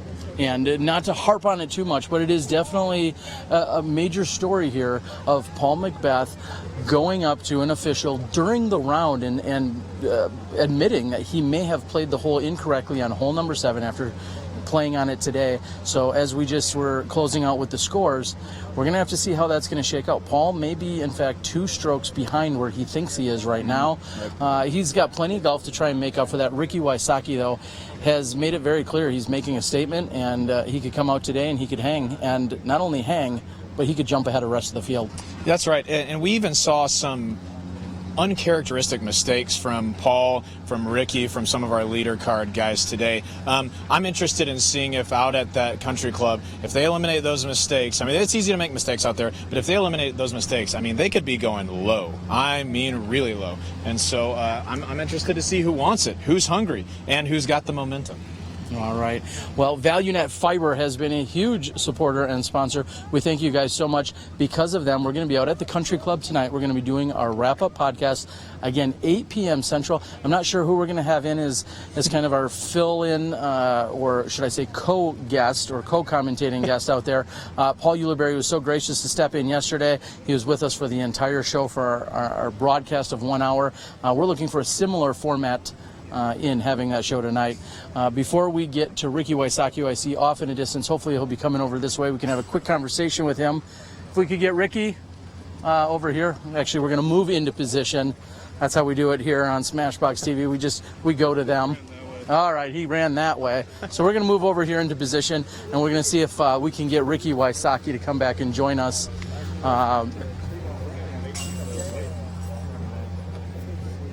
And in the meantime, we're going to talk to David Wiggins. Sure. Yeah. How's it What going? Wow, you so graciously going to help us here for a moment. Sure. David, you usually perform very well, not just on the golf course, but also in all the extra events here at the PDGA Worlds. How'd they shake out this year for you? The side events? The side events. Okay. Distance went well. You won? Yeah, ended up winning that. Putting I did all right. I think I got 12th out of 60, so it wasn't too bad. Wish my overall golf game was a little bit better. Had a rough couple days out here at Jones East, but we got Country Club coming up, so hoping to play a little better. That fits into your wheelhouse. Now, really the story, though, is there's side events, and then there's hot dog eating contests. Oh, yeah. Let's get down to it. What happened last night at the fair? So, I heard about this hot dog eating contest yesterday. Actually, Nate Sexton told me about it. Went over to Freddy's, signed up for my round, got out there.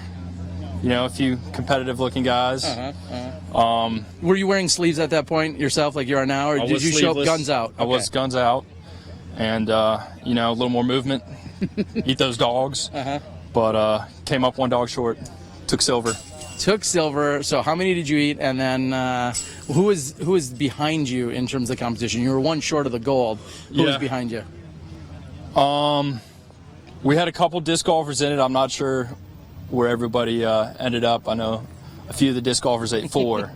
And you had? I had 8, and the winner had 9. So, could you do more now that was your first competition? Yeah, first hot dog competition. Okay, your first hot I could dog. have ate more, but we ran out of time. We only had 7 minutes. Okay, so a little more time and you could have done it. Maybe I got to work on my form a little bit, I think. So Joey Chestnut, Kobayashi, all those guys should look out? Oh, yeah. Definitely idols. All right, David, you're heading over to the country club tomorrow. Do you think about a score, or are you just trying to keep them all in bounds? I'm really not sure of a score. I've played that course a couple times, haven't really kept track. GBO a couple years ago, but the course has some changes.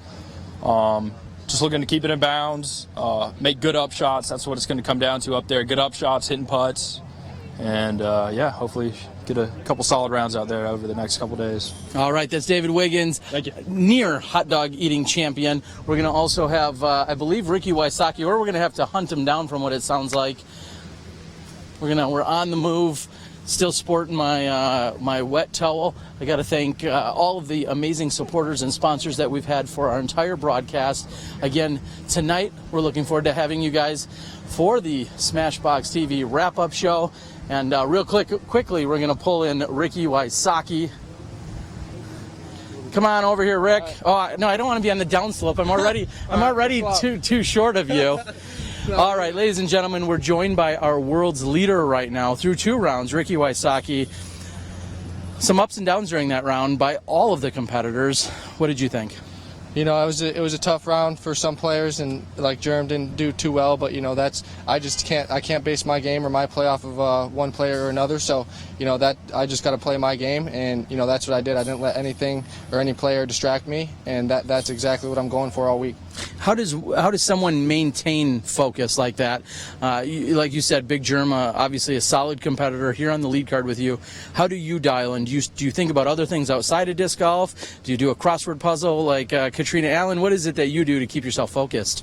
Well, you know, my focus starts, you know, right when I wake up, and even at night, I'm listening to music, you know, picturing shots in my head and what I'm going to do, and that's the biggest thing about my mental game is just picturing what I'm going to do and not focus on what I'm not going to do. So, you know, my mental game really, I practice it, and I'm doing it before the round even starts, even 10, 12 hours before the round starts, like before I go to bed and when I wake up. So, you know, I think that's going to be, you know, the way I get my success for this week, and not just this week, but you know, every week. So, you know, I feel like I have a big advantage right now with my mental game and my, you know, I guess my ankle's healing up. So let's hope it heals up for tomorrow's country club round.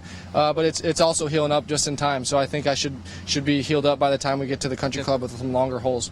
All right. Well, you and Paul Ulibarri out there doing a little too much balling. I heard playing some basketball. You guys need to learn to take it easy before, you know, things like the World Championships. Yeah, you know, hindsight would have been nice, but. All right. Well, this is Ricky Wysocki. He is your leader after 36 holes. They're going to head over to the country club tomorrow. We wish them the best of luck. Ricky, go get it. We know you want it. Sure. Best of luck to you. Oh, yeah. So for Ricky Wysocki and myself, Terry Miller, the disc golf guy, for Robert McCall, who stepped in today to help us out, doing a phenomenal job with the co-commentary, for Gary to the O on camera, Joe Height on the camera, as well as Justin doing the backup camera, Johnny V back at home, the PDGA, Dynamic Disc, and all of the amazing sponsors and supporters and helpers that are out here making this world possible. It's been a great day here for Smashbox. We look forward to seeing you tomorrow for round 3 with the women's leader card right here at the 2016 PDGA Pro Worlds. We'll see you then when you step inside the Smashbox.